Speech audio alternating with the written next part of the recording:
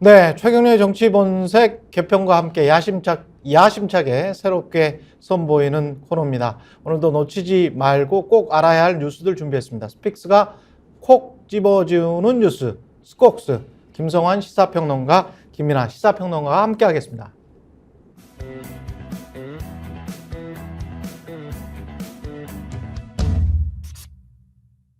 네, 김성환 시사평론가, 김민아 시사평론가와 함께하는 스콕스 준비된 뉴스부터 시작하겠습니다. 고발 사주 어제는 뭐 이 사건이 1심에서 결국은 손준성은 유죄 판결이 나왔습니다. 예. 네, 그러게 말입니다. 그 예상을 하셨어요? 공수처가 그래도 일을 처리한 유일한 사건 아닙니까 이게? 그렇죠. 예. 그동안에 여러 건을 기소했는데 예. 유죄 판결을 받은 첫 사건이에요. 그렇죠. 그래서 공수처가 이제 밥값하는 거 아니야? 예. 뭐 이런 반응들이 신문에서 오늘 있었고요. 그래서 뭐 그 공수처가 폐지된다고 하는, 폐지해야 시켜야 되는 거 아니냐 이런 여론들이 좀 있었잖아요. 그랬죠. 네. 예. 제일 못한다. 예. 근데 이게 판결 내용을 보면은 그런 게 있습니다. 약간 그러니까 법을 어떤 혐의가 유죄가 됐느냐를 보면은 그러니까 미래통합당에다가 고발 사주라고 우리가 부르는 고발장을 이렇게 넘기고 그 다음에 그 고발장 내용에 보면은 그 당시에 채널A 사건과 관련돼 가지고 제보자 X라고 하는 분의 예. 지모 씨에 대한 실명이 적혀 있는 판결문 있잖아요. 예. 그 판결문을 넘기고 예. 이런 혐의가 이제 유죄가 난 건데. 근데 이 재판부가 판단하기에 그럼 이게 공직선거법을 위반한 거냐, 즉 이게 이제 선거에 영향을 미칠 어떤 그러한 사건이었냐에 대해서는 그거는 무죄로 판단을 했는데, 왜냐하면 이게 실제로 고발이 된 거는 이제 선거 이후이다라는 점에서 선거 전에 이제 고발이 이루어지지 않았기 때문에 그래서 공직선거법 무죄로 본 거거든요. 근데 이게 이제 법상의 이제 혐의의 유무죄로 보면은 그래서 일부 이제 무죄가 났다 이렇게 표현할 수 있지만, 그 법상의 뭐 혐의가 유무죄냐를 떠나서 고발 사주라고 하는 사건에 우리가 알고 있는 큰 얼개가 맥락이 있지 않습니까? 행위는 분명히 있었다. 그렇죠. 그게 이제 어떻게 판단됐느냐를 보면은 이거는 고발 사주라고 하는 전체적인 이 사건의 맥락은 다 인정된 거예요, 사실. 그렇죠. 네. 그렇기 때문에 이거는 사실 엄청난 일이 벌어진 거다라고 우리가 생각을 할 수가 있는데, 근데 이게 사실 지난 정권에서는 야, 검사가 이럴 수가 있어? 라고 하는 놀라움이 있었는데, 사실 뭐 저만의 생각인지 모르겠습니다만 이 정권이 되니까 별로 놀라지도 않다 이제는, 뭐 이런 생각도 들어서. 너무 냉소적인가요 제가? 원래 그랬을 거야라고 생각하시는 분들도 좀 있는 것 같아요. 예. 근데 고발 사주 사건에 대한 개괄은 이렇게 쭉 해주셨으니까 또 어제 관심을 모았던 게 민주당 윤관석 의원, 그러니까 돈봉투 의혹 사건과 관련해서 1심 판결이 또 있었잖아요. 예. 또 유죄 판결이 나왔어요. 그랬죠. 그러니까 신문들이 징역 2년. 그렇죠. 예. 징역 2년이 나왔는데 송영길 전 대표 재판도 이제 계속 열릴 텐데 송 전 대표 재판에 어떤 영향을 미칠까, 이게 또 굉장히 큰 관심이잖아요. 예. 근데 두 사건이 바로 또 곧바로 연결되는 건 아니에요. 그렇죠. 왜냐하면 윤관석 의원한테 가기까지 돈이 강내구정 감사위원회에서 돈이 나와서 6천만 원이 송 전 대표의 보좌관을 거쳐서, 그리고 윤관석 의원을 거쳐서 의원들한테 돈 봉투가 전달됐다. 액수에 대해서는 서로 주장이 다르더라고요. 근데 그 흐름은 그렇게 되는 거거든요. 근데 그럼 송 전 대표는 거기에 어떻게 관여했느냐는 혐의가 명확하진 않아, 아직. 그러니까 송 전 대표는 별건이라고 주장하는 거죠. 예. 그러니까 다른 데서 외곽단체를 통해서 정치자금을 받았다. 이 부분에 대해서 검찰이 또 기소를 했단 말이에요. 예. 그러니까 송 전 대표 재판에서는 아마 크게 두 가지를 가지고 다툴 거예요. 그렇지만 돈봉투 사건에 대한 송 전 대표의 유무죄를 판단하는 것은 그건 추후에 재판을 보고 판단해야 될 부분이다, 이렇게 받을 것 같아요. 지금 말씀하셨지만 송영길 전 대표 그리고 이제 민주당의 이 사건 돈봉투 사건이 유죄가 난 거는 분명히 악재죠. 그런데 고발 사주가 손준성이 실형이 난 것은 현직 대통령이 그때 당시에 검찰총장이었기 때문에 송영길은 이제 전 대표고 윤석열은 현직 대통령이란 말이지. 그러니까 이게 물론 윤석열도 점선이야. 몰라. 그리고 한동훈도 점선이야. 판결문 가지고는 몰라. 하지만 그런 행위를 범정이라고 우리가 부르잖아요. 네. 범죄수사정보과에 있는 그 검찰총장의 눈과 귀라고 한다는 손준성이 직접 실행을 했어. 누구의 지시를 안 받았을까? 한동훈이나 윤석열은 개입하지 않았을까? 그 질문이 들어갈 수밖에 없는 상황이죠. 여전히 점선이긴 하지만 이것도 양쪽 다 불리한 재판 결과잖아요. 근데 지금 뭐 말씀하셨으니까 윤석열 대통령이 그러니까 고발사주 사건 첫 보도되고 난 다음에 예. 뉴스버스가 2021년 9월에 보도했잖아요. 그렇습니다. 예. 보도한 당일날 검찰총장 재직 중 어느 누구에 대해서도 고발사주한 바가 없다 이렇게 밝혔고요. 그 조성원 씨가 뉴스버스에 이제 텔레그램 메시지를 보여준 거 아니에요. 제공했던 건데 박지원 전 국정원장하고 만났다는 사실이 나중에 알려지니까 예. 대선 개입 공작이다 이렇게 당시에 윤석열 캠프 측에서 막공세를 펼치기도 했었죠. 예. 근데 어찌됐든 뭐 얘기 나왔으니까 그 말씀을 드렸던 거고 그럼 오늘 신문은 두 가지 사안을 어떤 방식으로 그러니까. 보도했을까 궁금하지 않으세요? 그냥 한번 봅시다. 한번 신문 일면을 다 찾아봤어요. 저희 예. 한 6개 신문을. 예. 그랬더니 한번 일면 보여주시면 될 것 같아요. 제가 보여드리면서 설명드릴게요. 한겨레 같은 경우에 고발 사주를 일면에 올린 신문과 그렇지 않은 신문으로 구별할 수 있어요. 두 가지 신문이 있다. 네, 두 가지 종류의 신문이 있는데 예. 조선중앙동화는 예. 지금 한겨레가 나오고 있고요. 없어요. 한겨레 신문 보도를 지금 했죠. 일면에 머리 기사로 지금 보도를 했잖아요. 예. 다른 신문 볼까요? 민주당 돈봉투 윤관석 진영학 2년도 사이드 톱으로 이렇게 세웠어요. 예. 다른 신문 보여주실래요? 예, 경향도 보여주세요. 예. 경향도 차근차근 그냥 보여주시면 예, 됩니다. 일면에 이렇게 예. 예, 머리로 보도를 했죠. 일면 좌측이니까 고발 사주를. 거의 비슷합니다. 예. 예. 한국일보는 하단 톱에 하단에다 올렸죠. 예. 자기 기획 기사를 일면 머리에 올렸고 손준성 고발 사주 들어갔죠. 그리고요. 조선일보 이재명 출생 기본소득 만들자 기자회견 내용을 사이드 톱으로 세우고 여기 일면 하단에 돈봉투 사건이 들어가 있네요. 그리고 가장 그 눈에 띄기 좋은 일면 그 상단에는 노후도시 재건축. 그러니까 사실상에 이제 선거 운동하고 있는 것 아닌가 여당이. 국토부에서 밝힌 예. 건데요. 예. 그 내용은 좀 이따 우리가 다시 한번 다루기로 그렇죠. 하고요. 네. 제가 다시 한번 정리를 해드리면 고발 사주 재판을 일면에 올린 신문은 경향, 한겨레, 한국. 근데 조중동은 없어요. 근데 조선일보는 일면에는 없다. 네. 예, 일면에는 없다. 조선일보가 제일 흥미로운데 앞서 조선일보 일면 보여드린 것처럼 6개 신문 가운데 이재명 그 기자회견, 신년 기자회견을 일면에 올린 신문이 유일하게 조선일보예요. 근데 조선일보는 윤관석 돈봉투 사건을 딱 올렸어. 고발 사주는 빼고. 예. 그럼 사람들이 눈을 한번 X자로 이렇게 그으면 예. 이재명과 고발 사주 이렇게 연결이 돼. 그렇죠. 그렇죠. 이재명과 돈봉투 이렇게 그렇죠. 연결이 되게. 그러니까 편집을 연상 해놨다는 거죠. 효과를 그래서 이재명으로 향하도록 부정적인 이미지가. 예. 그럼 조선일보가 늘 하는 거죠. 예. 그 편집이라든가 예. 이런 거에 맥락을 넣는 데 있어서는 예. 뭐 대한민국 최고죠. 조선일보는 독보적인데. 예. 근데 저는 이 사건이 사실 이 부분도 그렇고 악의적인 면에서 참 독보적입니다.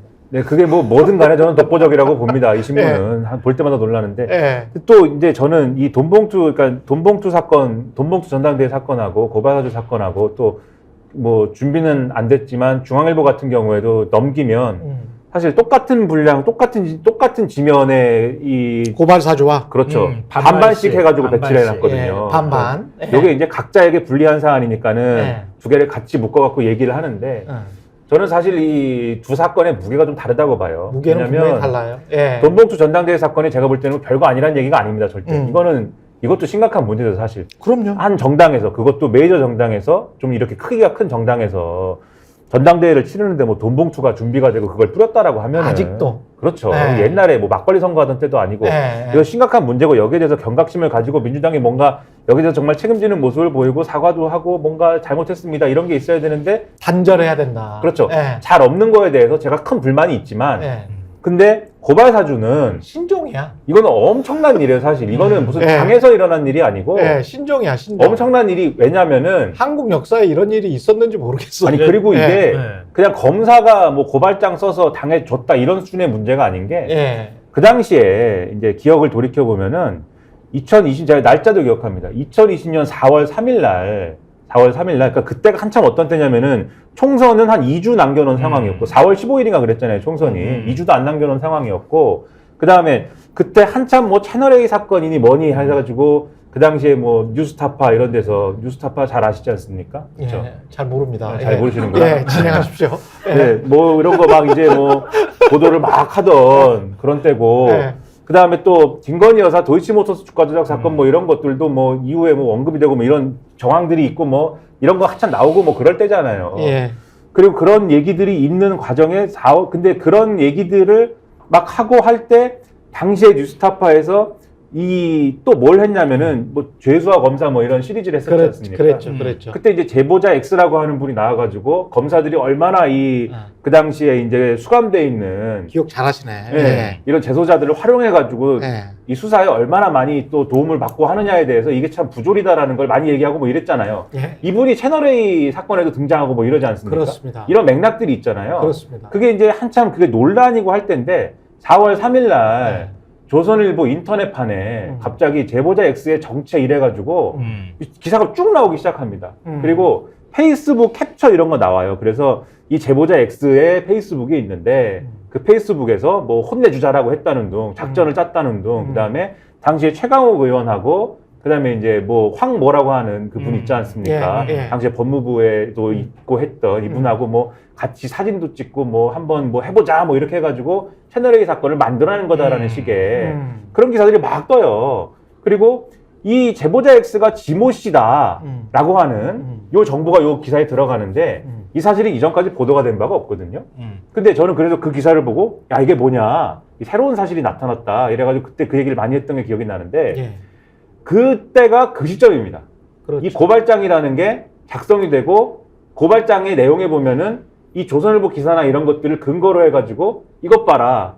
지모 씨나 이런 사람들의 지모 씨나 이런 사람들의 주장의 신빙성이 없는데 그런 걸 인용해가지고 피해자들을 이렇게 공격하고 피해자들에 대해서 명예훼손을 하고 이런 것들이 문제다 이런 내용으로 서술이 돼 있잖아요. 피해자는 누굽니까?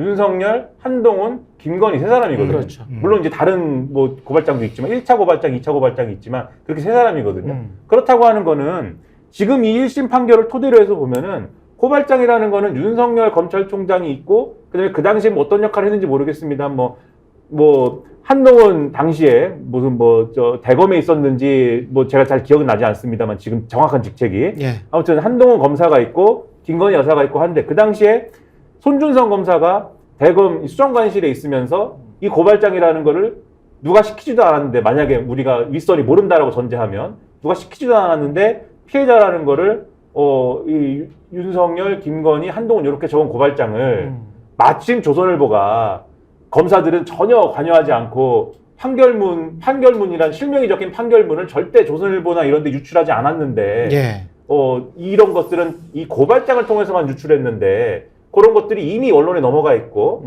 그런 것들을 통해서 시키지도 않았는데 그런 고발장을 미래통합당에게 그냥 줬다라고 하는 것을 1심 판결을 통해서 확인된 바를 놓고만 얘기하면 그러니까 검찰 정당이 짠 것 아닌가? 우리가 믿을 수 있느냐 더해서 그러니까 언론까지 껴서 선거에 영향을 미칠 목적으로 당시의 검찰과 윤석열 검찰총장 체제의 검찰과 당시의 미래통합당과 그다음에 언론이 삼각관계를 이루어서 그렇죠. 뭔가를 삼각 패스를 해가지고 골을 넣으려고 한 거 아니냐 이 의심을 갖는 거거든요. 그러니까 무엇을 위해서? 재판에서 무엇을 위해서? 그게 중요해. 선거에 영향을 미쳐가지고 당시에 미래통합당이 이기는 판을 만들기 위해서 그리고 그렇게 됐으면은 당시에 윤석열 검찰총장이 정치적인 꿈을 뭘 꿨을지는 모르지만 그렇지. 어쨌든 그래서 그런 의도를 갖고 있는 게 아니었을까라는 의심이 있는 건데 재판에서 증명되지 않았다 할지라도 지금 1심 결과는 이러한 저희들의 의심을 뒷받침을 충분히 할 수 있는 내용이지 않을까라고 저는 생각을 하는 겁니다.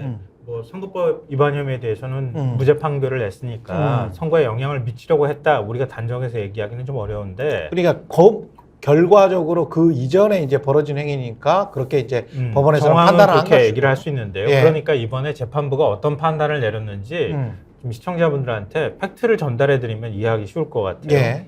검찰이 고발자를 작성했다.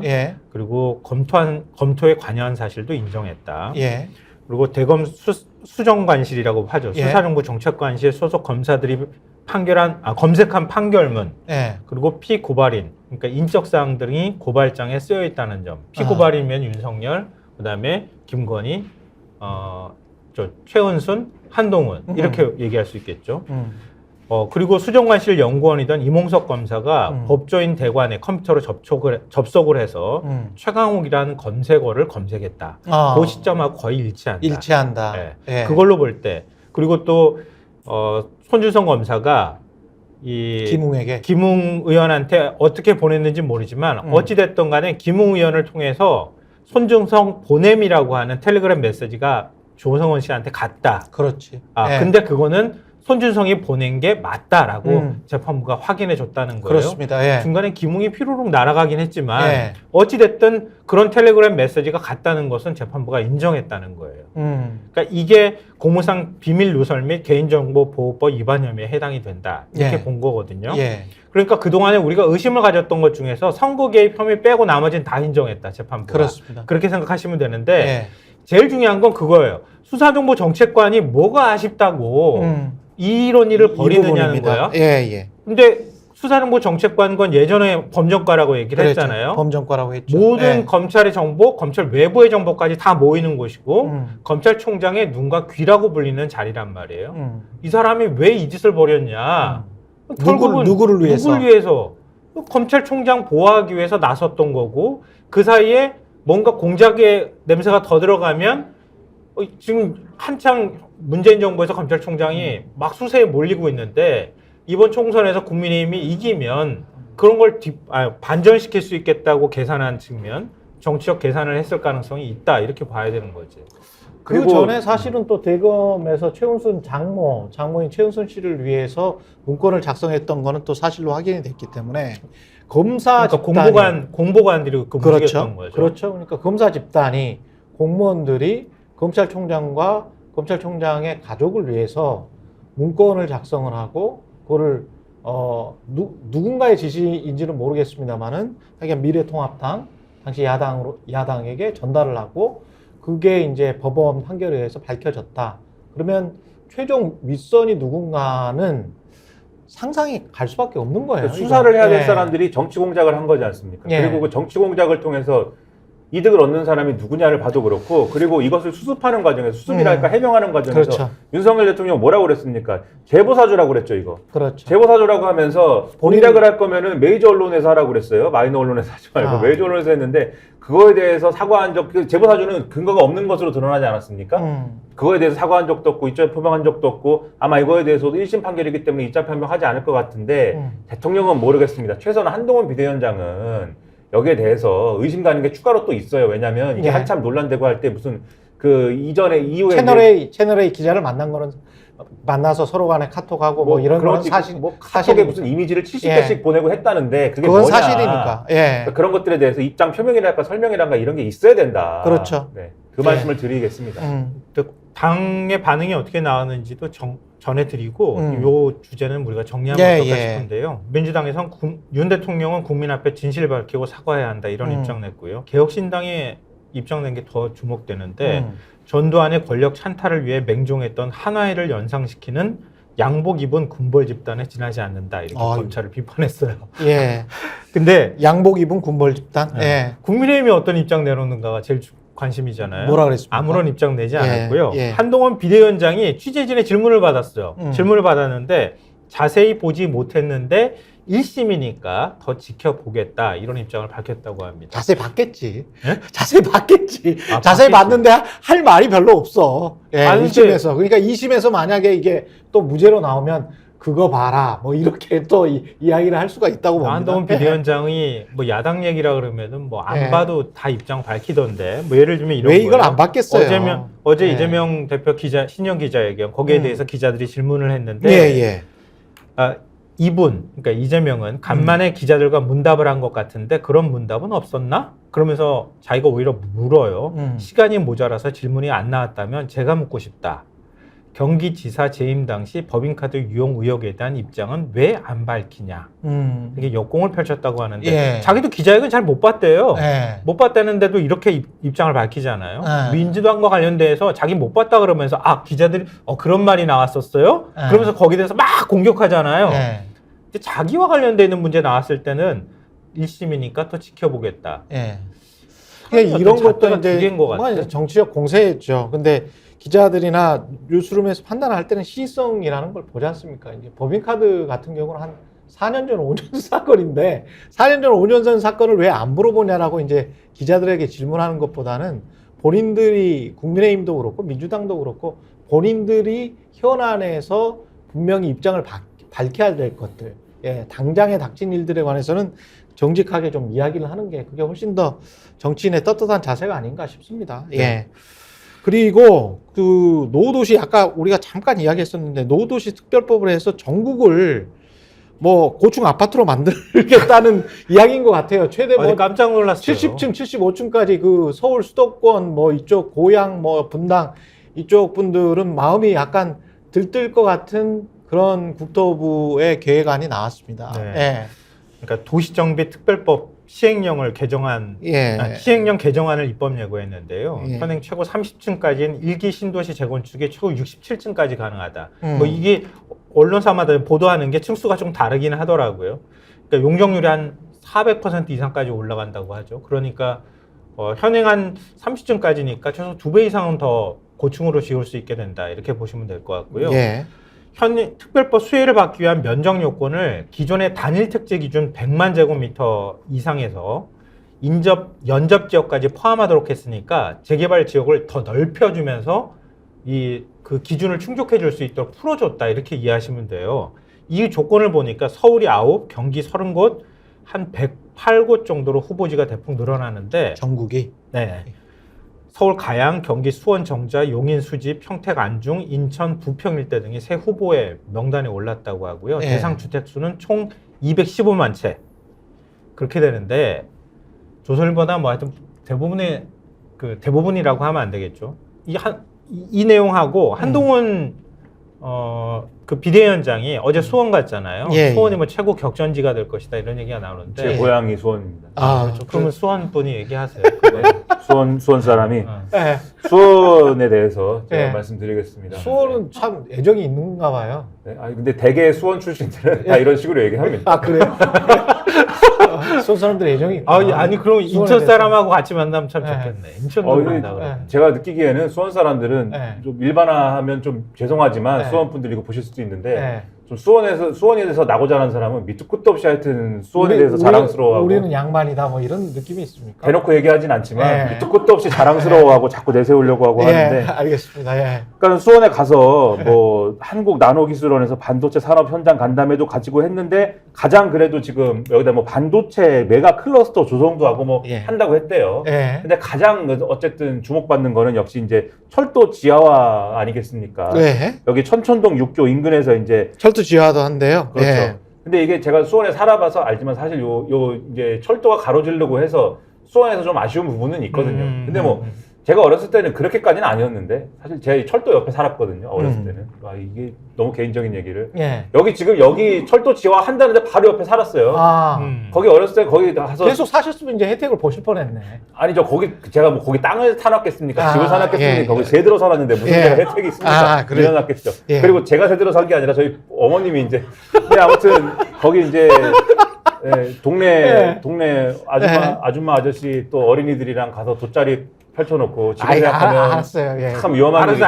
본론으로 본론 이야기예요. 본론. 기차가 다니는데 옆에다 돗자리를 펼쳐놓고. 그러니까 본론이. 그러니까 이제 거기가 이제 동서가 이제 단절돼 있고 하니까 기차가 다니면 넘어다닐 수가 없잖아요. 그래서 거기를 지화해가지고 여기다가 뭔가 위에다가 그러면은 뭔가를 개발할 수 있게 돼서 도시가 좀 더 이제 개발이 많이 된다 이런 얘기를 하는 건데. 근데 거기가 옛날 같지 않고 좀 더 복잡하고 이게 커졌거든요. 이 철도가 있고 뭐 이런 구간들이. 그렇죠. 그거 어마어마해요. 사실 지금 생각하려면.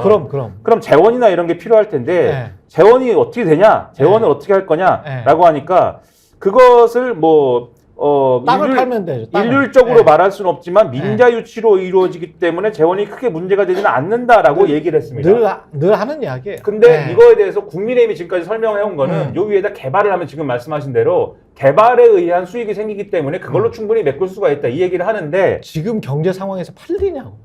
그렇죠. 그것도 있는데 그 가격에 팔리냐고. 근데 어쨌든 요 얘기를 하면서 철도 부분을 덮고 거기에 공원과 산책로, 뉴욕의 맨해튼의 스카이라인 같은 것이 생긴다고 생각해보라라고 했는데 예. 철도를 덮고 거기에 공원과 산책로를 만들면은 뭐가 개발 수익이 나는 건지 그건 잘 모르겠어요. 거기에다 상가를 또 만든다는 거예요. 뭐 아이스크림 가게나 이런 거 만드나? 그냥 항상 늘 하는 거예요. 그 서초구부터 아무튼 우면동 저기 경부고속도로 지화한다는 것도 네. 다 똑같은 이야기예요. 근데 그거에 더해서 조금 더 말씀드리면 그럼 이거를 수원에 제가 말씀드린 제 어린 시절 추억이 있는 거기다만 하느냐? 그렇지 않고 이것이 필요한 어떤 곳에는 또 다 하겠다라고 지금 얘기를 하고 있어요. 그러니까 지역마다 전국 있으면. 주요 구도심에 다 지어해주겠다는 거예요. 네, 그러면 이제 엄청난 일이 된다. 이제. 그러니까 위로 75층까지 하고 밑으로는 다 땅 파가지고 지하하고 그러면서 아래로는 아래 그 그라운드 땅 위에서는 다 상가나 뭐 이렇게 아파트 분양해가지고 팔고 그런데 인구는 계속 줄어들어가지고 3,500만 명이 돼.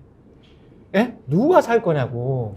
누가 이 계획들이 모두 다 수립이 돼서 실행이 되려면 한 50년은 걸릴 것 같은데 50년 후에 한 3천만 명에서 누가 살 거냐고 도대체. 아니 그 지난번에 광역 교통망 철도망에 대해서 얘기를 했잖아요.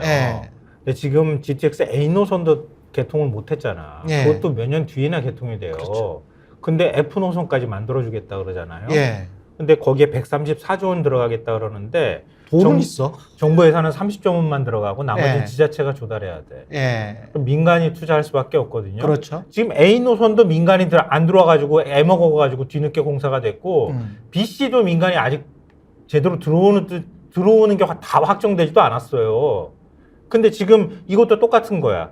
그러니까 아까 도시정비특별법 시행령 개정안 얘기했었잖아요. 70층까지 뭐 75층까지라고 보도하는 매체도 있었는데 그것도 그렇게 올려준다고 하는데 고밀도 개발하면 교통혼잡 생기지, 일조권 침해 문제 생기지, 그리고 주민동의도 받아야 되죠.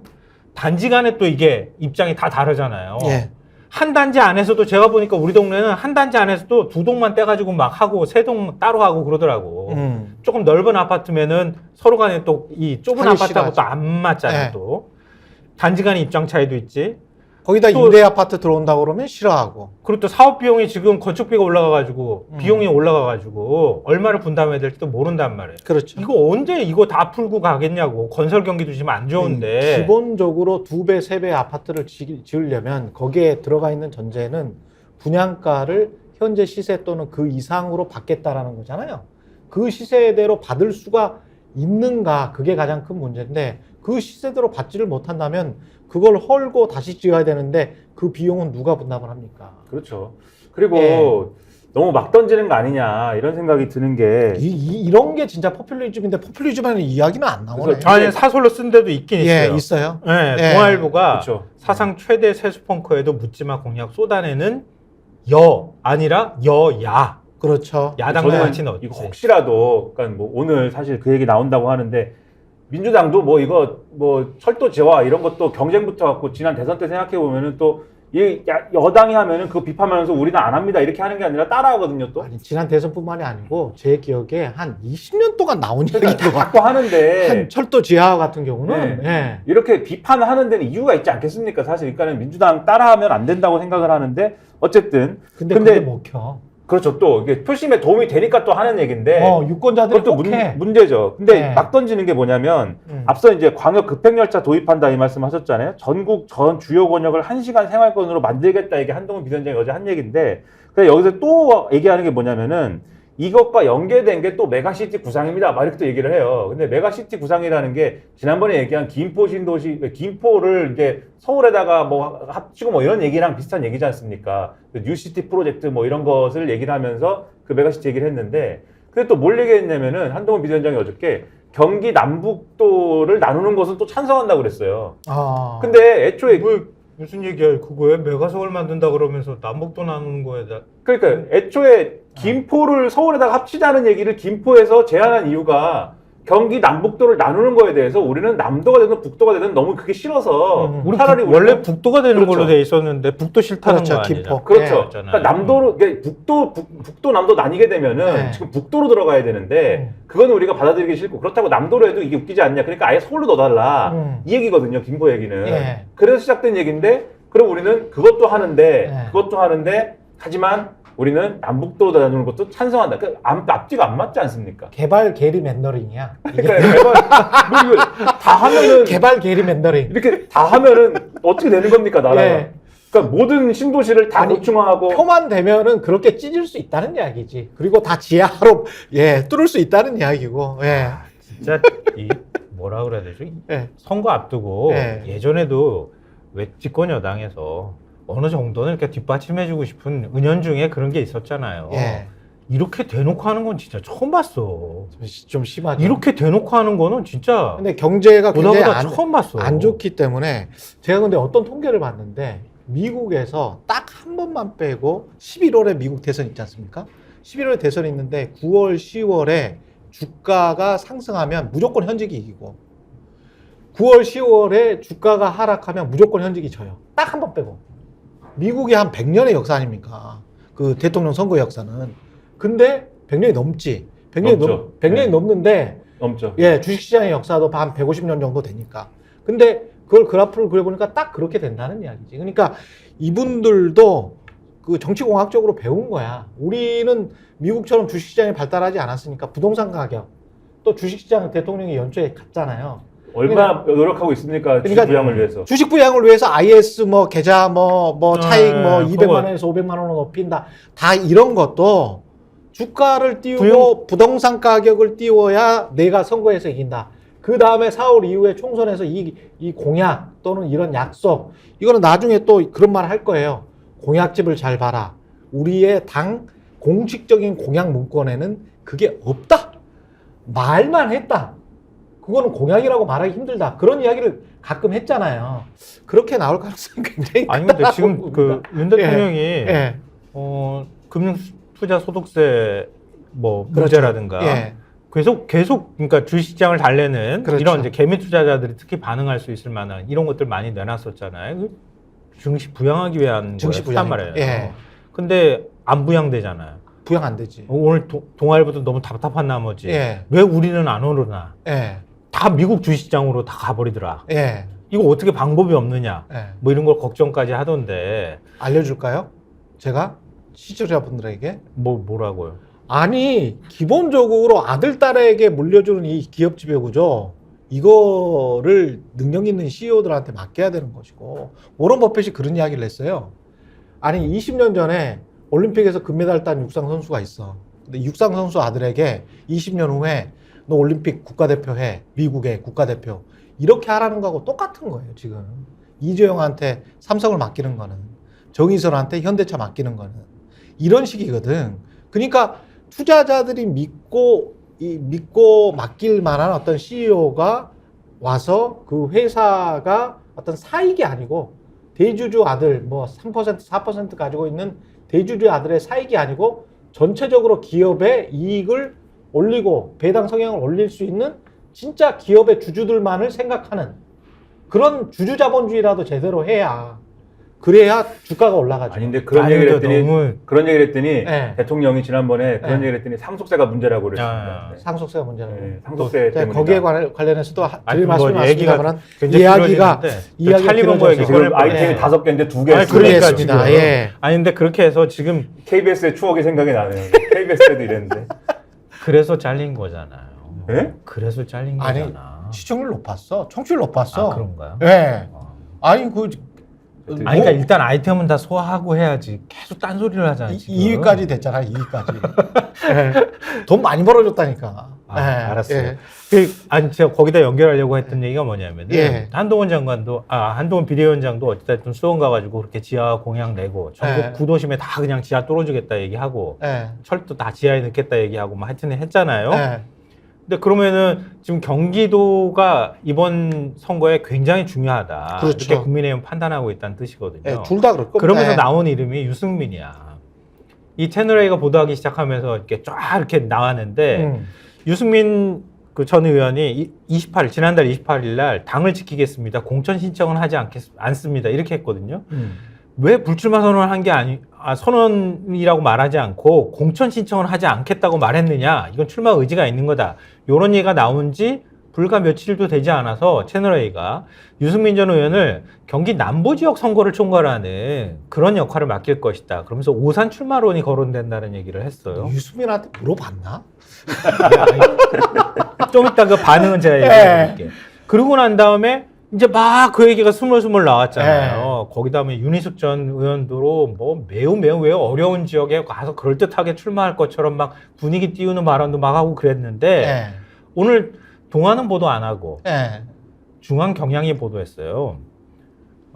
한동훈도 그런 검토한 바 없다고 얘기를 했는데 계속 지금 뭔가 뭉게뭉게 피어오르는데 유승민 전 의원이 불쾌하다 이런 반응을 보였다는 거예요.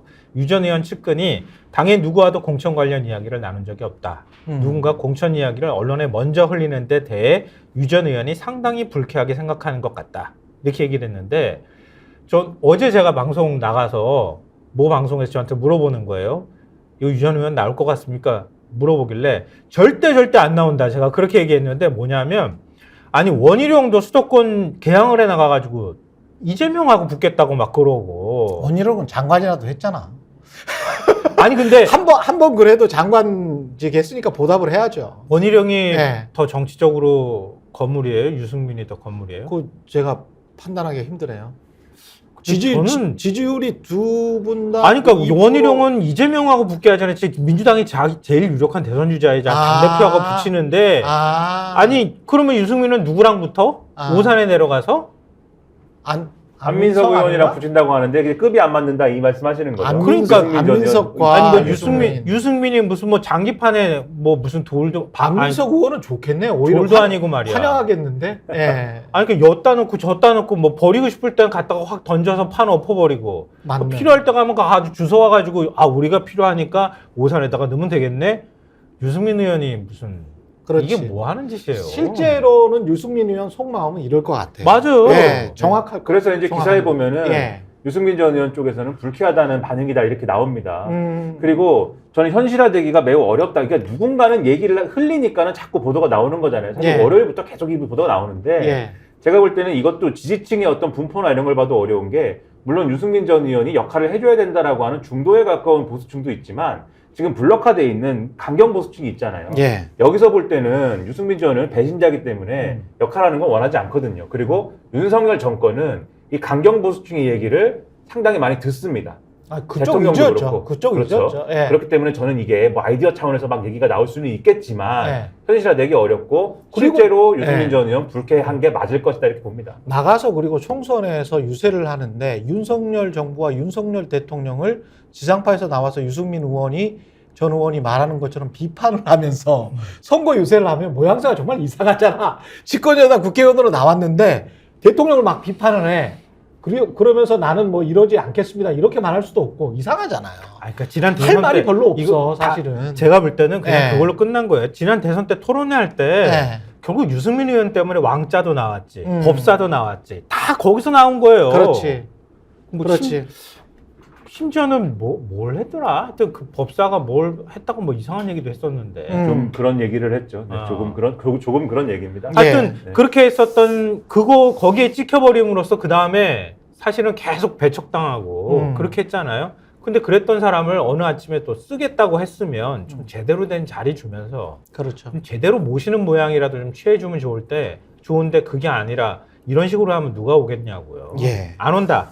저는 거기에 한 표 걸겠습니다. 하여튼 저도 같이 500원 겁니다.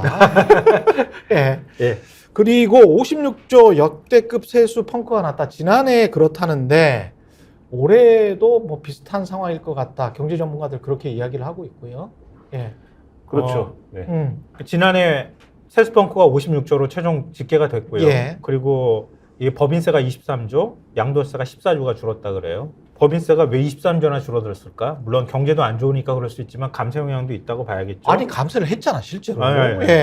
그리고 올해 세수도 정부 예상치가 367조 4천억 원인데 그거보다 적을 것이다. 근데 국회 예산정책처는 6조 가량 덜 거칠 것 같다. 정부 예상치보다. 이렇게 얘기를 하고 있는데요. 지금 부동산 거래도 잘 안 되고 있고. 전반적으로 올해도 안 좋을 거라는 거예요. 근데 관련돼 있는 소식이 또 있는데 작년 소비가 20년 만에 최대폭으로 하락했다. 소비가 최대폭으로 하락했다. 반도체 부진으로 제조업 생산은 외환위기 이후 최대폭 감소했다. 제조업 생산이 감소했다. 네. 고물가 영향으로 올해 소비 회복도 쉽지 않을 것 같다. 예. 이렇게 지금 얘기 나오는데요. 구체적인 수치를 다 제가 말씀드리면은 좀 예. 오히려 헷갈리실 것 같으니까 예. 큰 굵직한 줄기만 말씀드리면 될 것 같은데 제조업 생산의 경우에는 제조업 생산. 네. 예. 외환위기 1998년 외환위기 이후 가장 큰 감소폭을 기록했다라고 그러니까요. 합니다. 마이너스 3%가 요즘 우리나라 경제 지표는요, 네. 그냥 몇 년 전하고 비교하는 수준이 아니라 네. 1997년, 98년 외환위기 직후 외환위기, 뭐 2008년 금융위기 그때하고 비교하는 수준이 돼버렸어요. 통계치가. 아니 근데 이게 좀 헛갈리는 게 우리가 뭐 코로나 위기를 겪은 것도 아니고 금융 위기를 겪은 것도 아니고 외환 위기를 겪은 것도 아니고 뭐 오일 쇼크가 난 것도 아니고 아무것도 없었어. 예? 이게 23년에 아무것도 없었다니까. 근데 전 이게 세계적으로 봤을 때. 실제 아까 말씀하신 네. 감세 영향도 있고 뭐 경기의 문제도 있겠지만 또 네. 하나 거론하지 않을 수 없는 게 결국 2022년에 기재부가 국회에 제출할 때 세입 예산을 과대추계한 거 아닙니까? 그렇죠? 과다하게 잡은 거잖아요. 그 영향이 있는 거잖아요, 지금. 그렇죠. 그러니까 세수펑크가 그때는 지금 얼마나 큰 소리 뻥뻥 쳤습니까? 그렇죠. 그때 뭐 400조 5천억 원 거친다고 한 건데 지금 56조 4천억이 안 거친 거잖아요. 그러면은 이전 정권 때 사실 이 비슷한 문제가 있었지 않습니까? 그때는 신문들이 다 어떻게 썼냐면 이거 엄청난 문제가 있다 지금. 기재부가 왜 이 세수 기재부 몇 번 틀리냐. 그렇죠. 그치. 그리고 네. 심각한 문제거든요. 그렇죠. 이거. 네. 이게 엄청난 정부의 무능이다. 다 이렇게 썼거든요. 이 기사를 일면에 뭐 이렇게 심각한 문제다라고 쓴 언론도 있지만 사실 보수 언론들이 그렇게 적극적으로 쓰지 않았어요. 오늘. 예. 그런 점에서 제가 이렇게 태도가 바뀌나 이런 생각도 했지만 또 문제는 그러면 올해 괜찮을 거냐의 문제에 있어서 한겨레 기사에 보면은 우석진 명지대 교수 잘 알려진 분인데 방송에 많이 나와서 예. 이분이 이렇게 전망을 하고 있습니다.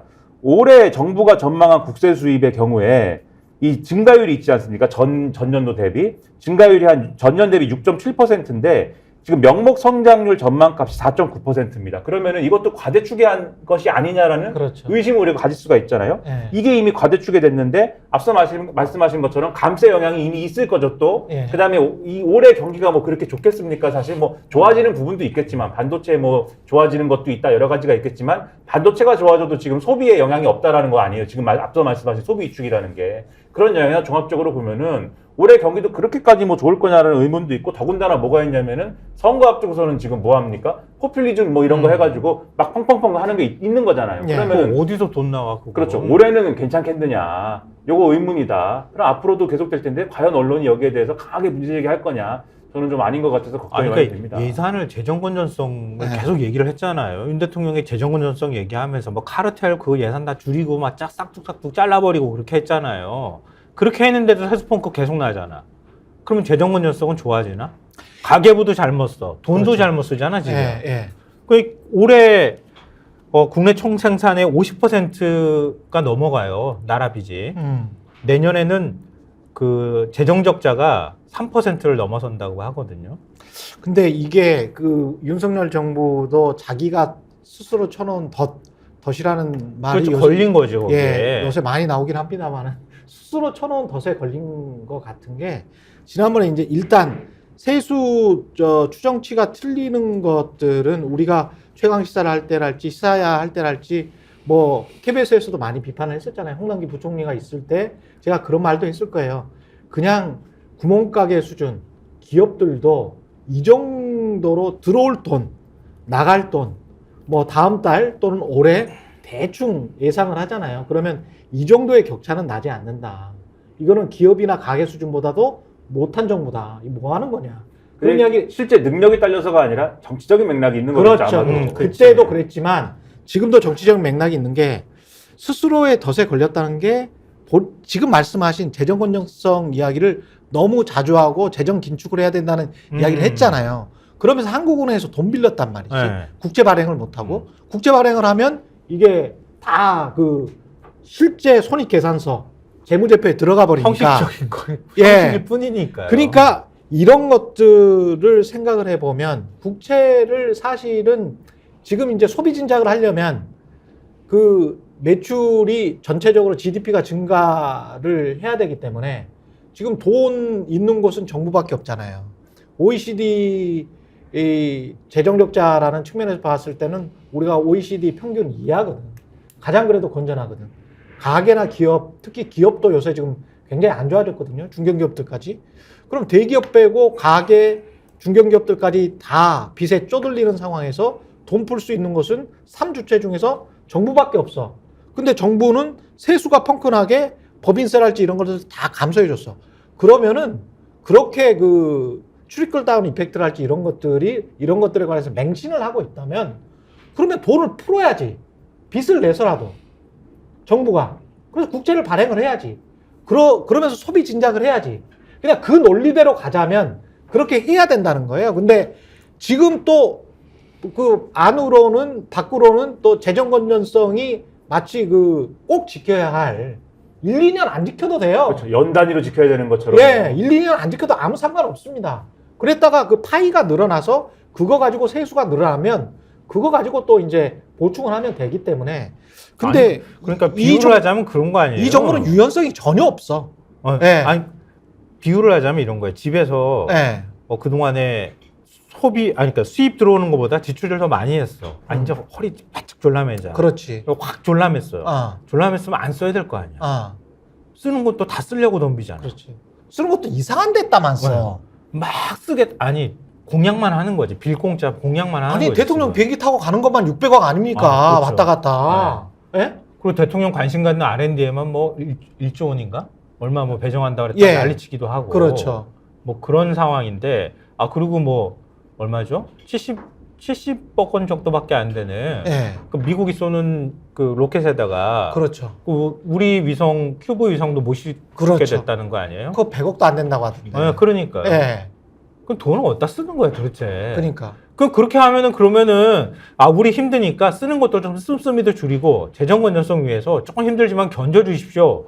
그러면서 들어올 돈이 있으면은 같이 돈을 모아가지고 그렇지. 국가 세수로 만들어야지.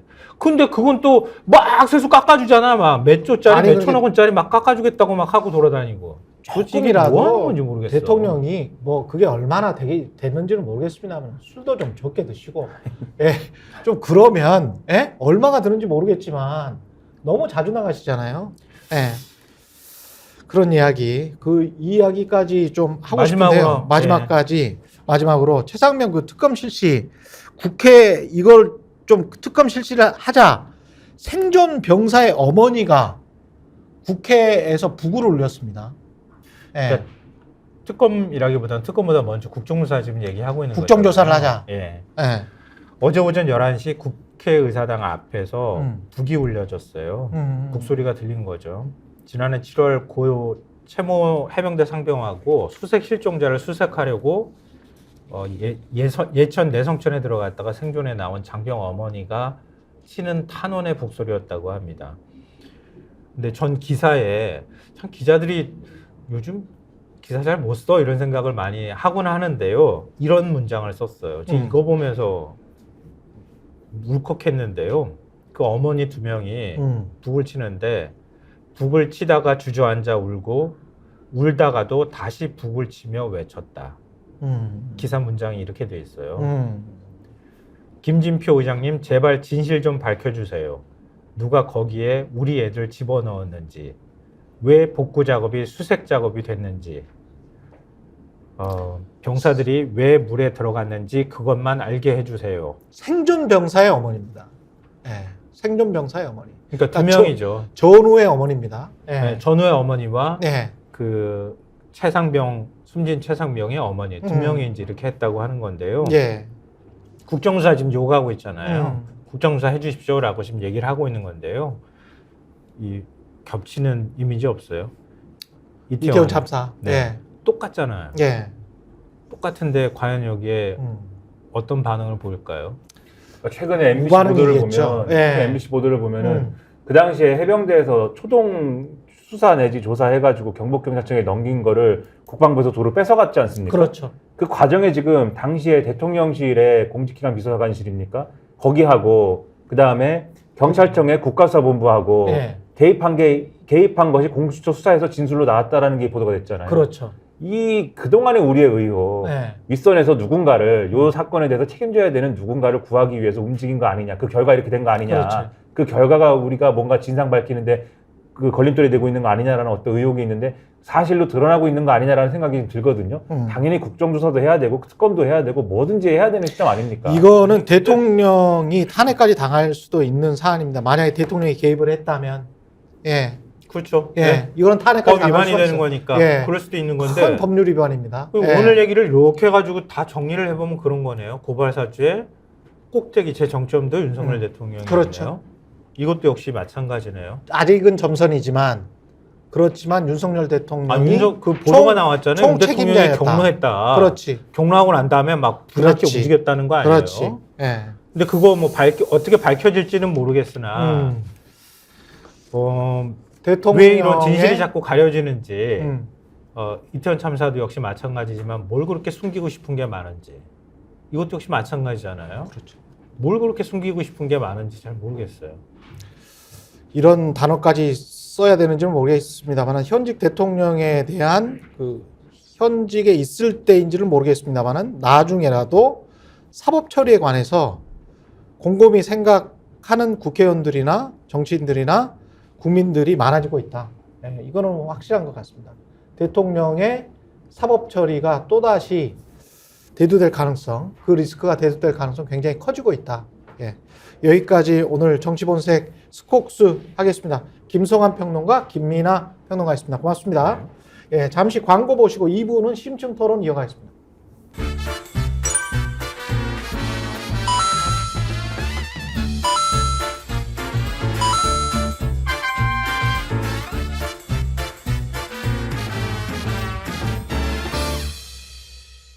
김소형 쌍화골드 쌍화차가 그리운 계절입니다. 이럴 때는 김소형 쌍화골드 한 박스 사면은 또 한 박스 준다는 거야. 야, 이런 엄청난 폭탄 이벤트. 그렇죠. 네, 따뜻한 쌍화차 드시고 건강하시기 바라겠습니다.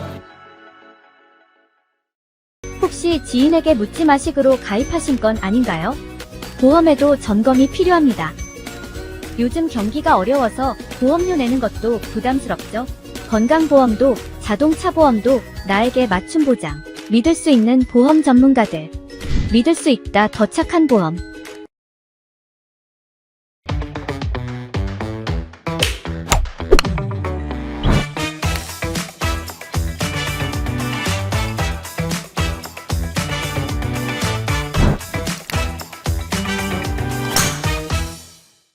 네, 매일 정치권에서 쏟아지는 수많은 뉴스의 이면들 대체 왜 그런 것인지 분석하고 전망하고 팩트를 짚어보는 시간입니다. 정치본색 심층토론 김정욱 전 청와대 행정관 그리고 장성철 공론센터 소장 함께하십니다. 네, 안녕하세요. 네, 안녕하세요. 네, 안녕하세요. 예, 말이 빨라지다 보니 연달하시려면 힘드시겠어요. 예, 입이 꼬입니다.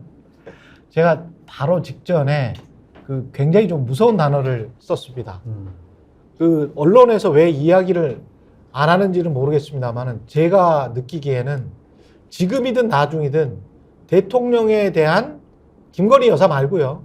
대통령에 대한 사법 처리 관련해서 수많은 의혹들이 지금 고발 사주부터 그렇고 최상병 사건도 그렇고 최상병 사건은 경로에서 만약에 공직기관 비서관실이랄지 이런 곳이 움직였다면 네.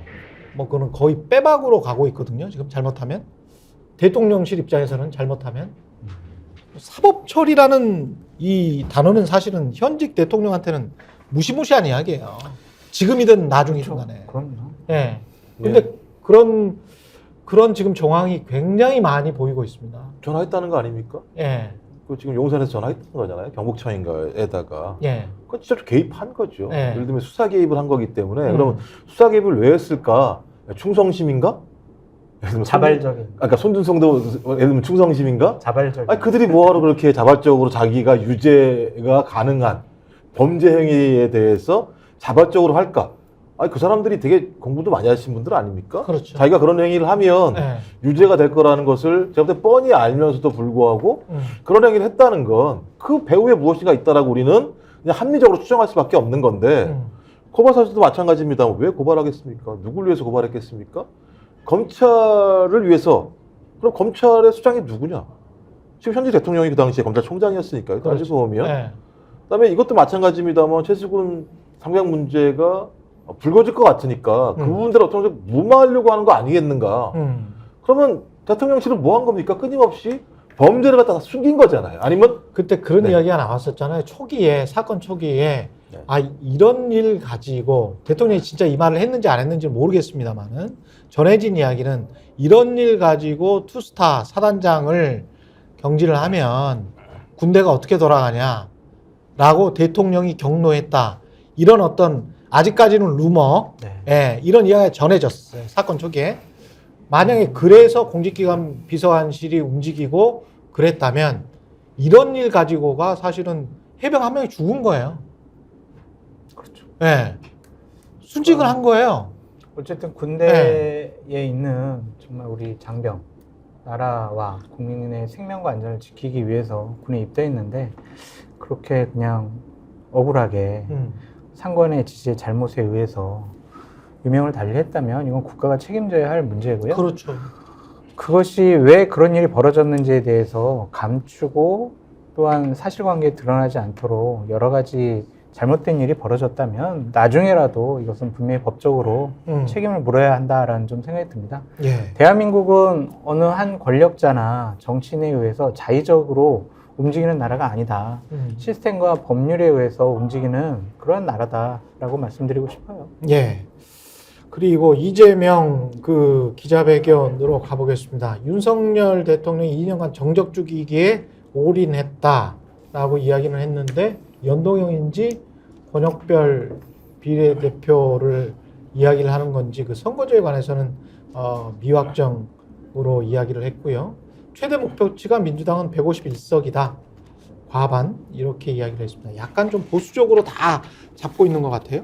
151석. 그리고 좀 어떻게 보면 비판적으로 보면 너무 편안한 숫자를 잡고 있는 거 아닌가 그런 생각도 들고요. 겸손해 보이려고 하는 거죠. 예. 뭐 이해찬 전 대표가 200석, 180석 막 이렇게 얘기하니까 당신들 교만하고 오만한 거 아니야? 벌써 선거 이긴 것처럼 얘기하는 거 아니야? 막 이런 비판 많이 받았잖아요. 그것에 대한 반작용으로 좀 겸손한 수치를 얘기한 것이 아닌가라는 좀 생각이 드는데 저는 이게 여야 각 당이 수치를 구체적으로 얘기를 하지 않았으면 좋겠어요. 숫자를. 그래요? 그냥 150석이니 160석이니 아니면 100석이니 막 이런 얘기를 안 하는 게 맞다. 그냥 우리가 윤석열 정권 심판하기 위해서 열심히 노력하겠습니다. 국민 여러분 저희에게 힘을 모아주세요. 이런 식의 얘기가 맞지. 이 151석 하면 아니 지금 대통령에 대한 부정평가도 높고 정권 심판 여론이 높은데 지난번에는 거의 180석 가까이 얻었는데 이번에 겨우 150석 얻으려고 그래? 이렇게 또 비판받을 수가 있거든요. 그렇지. 기대치를 낮춰가지고 네. 총선에서 더 많은 의석수 못 얻더라도 책임을 회피하려는 거 아니야? 그렇죠. 이런 또 비판을 그렇죠. 받을 수 있기 때문에 그냥 저는 151석 뭐 이런 얘기 안 하시는 게 좋을 것 같다라는 생각이 들고 앞으로 더욱더 국민의 민심 반영하고 국민을 위한 정치를 하겠다 이런 원론적인 얘기만 기자회견에서 당대표께서는 하시는 게 했었어요. 맞는 것 같아요. 예. 뭐 김종욱 행정관님. 예. 강서구청장 보궐선거할 때 자기들이 이기겠다고 얘기하는 사람도 있으니까 그러니까 지금 151석이 중요한 게 아니라 저도 과반 이상의 승리를 해야 된다라고 하는 부분들에 대한 설명을 하는 것 같고요.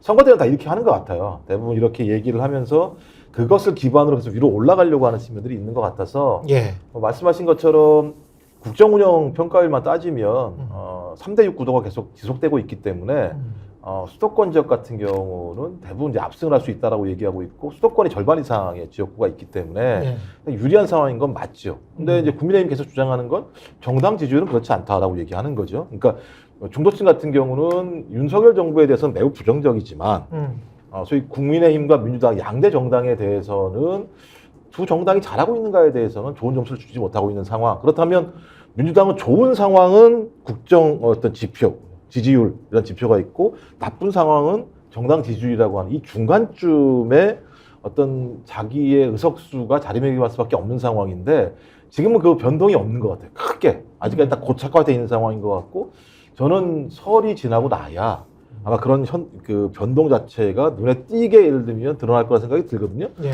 그런 측면에서 이재명 당대표가 상당히 보수적인 지표를 가지고 얘기했다는 생각이 들고 저는 뭐 151석 이상이 나올 거라고 생각이 들기 때문에 당대표는 상당히 보수적인 숫자, 과반 이상의 숫자를 얘기한 것 같다는 생각이 정당 듭니다. 지지율만 가지고 이야기를 하는데 한국갤럽을 꼼꼼히 보신 분들은 아시겠지만 사실은 정권 견제론이 높으냐 높죠. 아니면은 뭐 정권 유지를 위해서 여당에게 힘을 몰아줘야 되는 게 높으냐라고 보면 그 총선 결과 역대 총선 결과와 이 정권 심판론 대 정권 유지론 그럼요. 이거를 놓고 보면은 상당히 지금 격차가 차이가 나요. 그 질문에 관해서는. 그러니까 예. 이게 두 가지 양론이 있습니다. 예. 그러니까 예를 들면 지금 그 과거에 그 지난번 선거에 압승을 했던 요인 중에 하나가 전략기획위원회 위원장이었나 이근영 이분은 뭐라고 얘기하냐면 민주당? 네, 예. 이분은 뭐라고 얘기하냐면 정반대 얘기를 합니다. 정당 지지를 많이 따라가더라고 얘기를 하는 또 이제 반대로 전체적으로 지금 상황을 보게 되면 심판 선거기 때문에 대통령의 국정운영 지지를 따라가는 경우가 있다라고 얘기를 하고 있는데 저는 그 중간 어디쯤에 추가 변동할 거라 생각이 분명히 들어요. 그래서 그건 좀 지켜봐야 될 부분이 분명히 있는 것 같다 생각이 듭니다. 민주당의 아킬레스건도 있어요. 네. 그러니까 대통령에 대한 부정평가가 높지만 그렇지. 지난주에 발표된 서울경제 갤럽의 여론조사에 의하면은 예. 이재명 당대표에 대한 부정평가도 높아요. 맞아요. 예. 당시에 뭐 살펴보면 잘하고 있다 35, 네. 못하고 있어요 59예요. 거의 뭐 윤석열 대통령과 긍부정평가 비슷하단 말이에요. 예. 그러니까 민주당으로서는 되게 딜레마에 빠질 수 있을 것 같아요.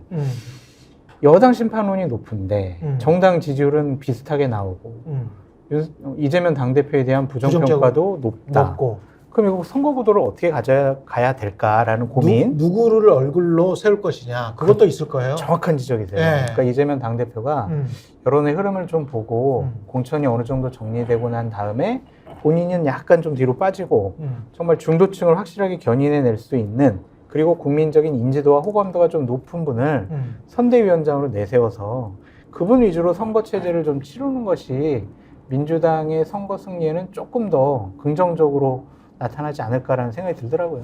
문재인 정부 때도 대통령 지지율이 좀 낮거나 좀 여론이 안 좋다 싶으면 문재인 대통령을 전면에 내세우지 않고 그럼요. 맞아요. 좋을 때는 문재인 대통령이랑 사진 찍은 것들 다 이렇게 플래카드 현수막에 걸고 그랬던 기억이 납니다. 그러니까 이번 총선에서 이기는 쪽은 누가 뒤로 빠지느냐 그것도 하나의 관전 포인트 누가 같아요. 잘 빠지느냐 뒤로 적절한 시점에. 예를 들면은 지금 원래는 작년 말까지만 해도 윤석열 대통령은 나의 국정 성과와 내 얼굴로 이번 총선 치를 거야. 내 책임하에서 공천도 하고 책임질 거야 이랬는데 맞아. 확 빠졌잖아요. 그렇죠. 지금. 예. 한동훈 딱 내세워가지고 한동훈이 계속 이재명 당대표 비판하고 대립구도를 만들려고 하거든요. 근데 이제 이재명 당대표는 윤석열 대통령을 끌어들여야 되니까 어제 신년 기자회견에 보면은 12번인가 13번 윤석열 대통령 이름을 얘기했어요. 그 대립각을 세우려고. 그렇죠. 그런 것을 보면 자꾸 바지가랑이 붙잡는 측과 자꾸 뒤로 이제 빠지려고 하는 쪽 어디가 이제 적절한 시점에 선택할 것이냐 지켜봐야 될 것 같아요. 그러니까 저는 이제 그게 또 이제 프레임이라는 생각이 드는 건데, 뭐 예를 들면 윤석열 대통령이 뒤로 빠졌다고 얘기하는데, 빠졌나요? 예를 들면 제가 빠졌다고 생각하지 않아요. 빠졌으면 이렇게 하나요? 약간 그래서 아니, 한동훈 비대위원장 불러가지고 창밖밖에 쳐다보고 있고, 어깨 툭툭 치고 하는 얘기. 민생. 그게 무슨 민생입니까? 민생. 2시간 반 동안 민생에서 나온 게 뭐가 있습니까? 적어도 1.4%밖에 경제 성장률을 달성하지 못했으면 국민한테 죄송하다고 한마디라도 해야 돼요. 한마디 하지를 않아요. 뭐라고 하는 줄 압니까? 지금 내부에서는 문재인 정부 탓이라고 또 얘기하는 거예요. 결론적으로. 말이 안 되는 얘기예요. 그렇게로 따지면, 예를 들면 모든 잘못은 박정희 전 대통령한테 있는 거죠. 그렇게. 앞으로 다 가다 보면, 결론적으로. 이 순간까지 가야지. 예, 그렇겠죠. 지금 벌어지는 일은 지금 벌어지는 일이에요. 문재인 대통령 때 1.4% 나온 적이 없어요. 실제로는요. 매우 높았고 잘 방어했어요. 그럼 칭찬하고 난 다음에 자기 욕 안 하는 건 이해가 되는데 전 정부 잘할 때는 무지하게 욕하고 지금 잘못하는 건 전 정부 욕하고 자기는 별 문제 없다고 얘기하고 아까 방금 나왔습니다. 세수 펑크 엄청나게 크게 나고 있으면 잘못인 거잖아요. 아니 계산 잘못한 거 가지고도 잘못한다는 얘기는 안 하는 정부. 해야죠. 자기 반성해야 되고 그렇죠. 본인들의 과거와 실책 그리고 전망, 예측, 계획 틀려진 부분에 대해서는 진솔하게 얘기해야 된다라고 말씀을 드리고 오늘 우리는 이재명 당대표 신년 기자회견에 집중해서 얘기를 해야 되는데 지금 그런 얘기 들은 바는 없어요. 질문서를 봐봐 여기 원고를 아니 그 어제- 신년 기자회견과 관련해서 또 한동훈 위원장한테 질문을 하니까 네. 뭐 법인카드에 대해서는 기자들이 질문을 했느냐 뭐 이런 이야기를 하고 또 예의 그 운동권 심판론 586 그 586, 686까지 가대요 요새는. 네, 네. 60대가 되셨나 봐요. 예, 됐었죠. 예. 그 이야기를 계속 하던데 이게 정권 심판론과 운동권 심판론을 같이 이렇게 이제 놓고 하는 게 국민의힘의 정치 전략인 것 같은데요. 이게 네. 먹힐까요? 어떻게 보십니까? 그러니까 이 운동권 심판론을 프레임으로 해서 네. 총선을 치르겠다는 건데 그렇죠. 좀 옹색하고 곤혹스러운 단면이 아닌가라는 좀 생각이 들어요. 예. 그러니까 우리가 어떤 프레임으로 이번 선거를 치러야 될까 음, 고민된다. 정권 심판론이 너무 높다. 그러면 이재명 심판론으로 할까? 아니면 이재명 당대표를 따르는 586 운동권으로 할까? 막 고민을 많이 할 텐데 네. 거기에 이제 한동훈 비대위원장이 꽂힌 것 같은데 네. 적절하거나 유효타가 있는 아, 그런 프레임은 아닌 것 같습니다. 타격감이 그렇게 좋지는 않다. 네, 왜냐하면 첫 번째로는 586 운동권 후보가 우리 지역에 출마 안 하는 쪽은 좀 뭐지? 라고 생각할 것 같아요. 아, 주민이나 국민들이. 그렇죠. 여기는 뭐 586 운동권 출마 안 하는데? 네. 이거 뭐 누구를 심판하지 그러면은? 이렇게 될 것 같고 또 하나는 국민의힘에서 586 후보자를 민주당 586 후보자를 자객하기 위해서 출마하려고 하는 사람들이 과연 586보다 나을까? 저 사람들을 공격할 만한 여러 가지 능력과 비전을 갖고 있을까라고 좀 생각할 것 같아요. 그러니까 예를 들면 윤건영 의원을 저격하기 위해서 태용호 의원이 거기 출마하겠다고 손들고 나갔거든요. 아, 그랬어요? 네. 네. 그러면 윤건영 의원 저 586 운동권인데 태용호 그 지역구가 태용호 안 될 텐데. 안 되는데 이제 네. 팀이 손들고 나왔어요. 네. 그 맞는 전략일까? 과연 그게 가능성 있는 전략일까? 막 그런 생각이 좀 들더라고요. 그래서 다른 프레임 갖고 해라. 아니 윤건영 의원은 저랑 학번이 같거든요. 예. 586이라고 하기가 애매해요. 실제로는 88학번이기 때문에. 아, 그렇습니까? 87년도에 이제 민주화 운동이 벌어졌고 음. 저희, 얘기가 아니라 하여튼 예, 그러니까 태용호 그러니까 저희 세대는 이제 전위구투, 이제 전두환, 이순자, 구석투쟁, 예. 그다음에 뭐 남북 평화통일 이런 문제를 중심으로 했었기 때문에 좀 애매한데 그냥 아무나 그냥 걸쳐 있으면 그래서 친문이면 586 이런 식으로 예를 들면 결합을 시키는 것 같긴 한데 뭐 다 다르다는 말씀을 드리는 것이고 저도 이제 586 운동권에 대해서 국민들의 비판적인 논점은 뭐냐면 당신들이 과거에 민주화 운동을 한 건 상당히 힘든 과정이었고 그건 존중한다. 일단 그런 정신을 가지고 계속 초심에 맞게 정치 개혁을 해야 되는 거 아니었느냐. 근데 그 과정을 보게 되면 정치 개혁보다는 권력에 대한 향유를 많이 한 거 아니냐 이런 비판이 있는 건 사실인 거죠. 저 그런 측면에서 민주당 내부에서도 586 운동권 스스로가 이 문제에 대해서는 자정하거나 아니면 용퇴하거나 이런 방식을 통해서 좀 새로운 좀 길을 열어달라고 하는 요구는 분명히 있어요. 분명히 있어요. 근데 저는 그 부분에 대해서 우리 내부에서 그런 논쟁을 할 수 있습니다만 국민의힘이 그 당시에 소위 말해서 민정당 독재 정권의 정당 아니었습니까? 운동권을 탄압했던 정당이 갑자기 586 프레임을 가지고 공격하는 거에 대해서는 좀 후한무치하다는 생각이 좀 들긴 합니다만 뭐 공격 소재니까 이해를 하는데요. 한동훈 비대위원장도 마찬가지입니다만 법카가 예를 들면 무슨 이재명 당대표가 딱 걸려있는 게 있습니까? 지금 문제만 제기되고 있는 거지 아무런 거의 결론 나오지 않은 거거든요. 어떻게 법무부 장관이라는 사람이 결론이 나오지 않은 내용들을 가지고 굉장히 큰 문제가 있는 것처럼 얘기하고 있고 자객에 부과되는 내용들은 아무것도 얘기 안 하잖아요. 예를 들면 특활비. 검찰비, 특활비, 업추비 같은 업추비. 경우 그다음에 무슨 뭐 검찰총장이 당연히 소고기 먹었는데 거긴 좀 멀다. 무슨 뭐 저기 그 서초동이랑 그 성남이랑 경계가 얼마나 된다 멀다고 얘기하고 네. 자기들은 소고기 먹은 거 문제가 없고 여긴 예를 들면 뭐 그런 거 뭐죠? 그거? 차 막혀. 아니, 왔다 갔다 하는데 차가 엄청 막히거든. 예. 그러니까 법인카드를 쓰라고 공적인 기관에서 주잖아요. 네. 뭐 경기도면 경기도, 법무부면 법무부, 예. 뭐 검찰이면 검찰. 예. 본인이 쓰는 거는 문제가 없는데 예. 그거를 쓸 권한이 없는 아. 배우자가 썼다라는 것에 대해서 문제를 삼는 거지. 음. 그걸 등치시켜서 비판하는 건 전 조금 무리가 있다고 생각이 들고 저는 법률적인 문제와 정치적인 책임 문제는 나눠서 생각을 해야 될 것 같다라고 말씀을 드리고 싶어요. 그러니까 법카 문제 관련해 가지고 정치적으로 비판을 할 수가 있죠. 정치인이. 법률적으로 뭐가 문제야? 아직 아무것도 뭐 문제되는 게 없잖아. 판단 안 나왔잖아. 그러니까 정치적으로도 비판하지 마. 이런 것도 무리가 있어 보이고 그렇게 되면 부메랑 돼요. 아니 그 문제가. 말씀 드리는 게 아니라니까요. 그 한동훈이라는 사람이 그 얘기하니까 제가 말씀드리는 거예요. 무슨 잉크가 날아갔다고 표현하고 이런 식으로 예를 들면 그러니까 본인이 동일한 문제에 대해서 자기가 한 부분에 대해서는 아무런 문제가 없는 것처럼 얘기하다가 문제 있죠. 남이 한 거 몇십 개 얘기하는 건 잘못된 거죠. 그 정치적인 공격이죠. 서로 뭐 민주당은 뭐 안 합니까 그렇게.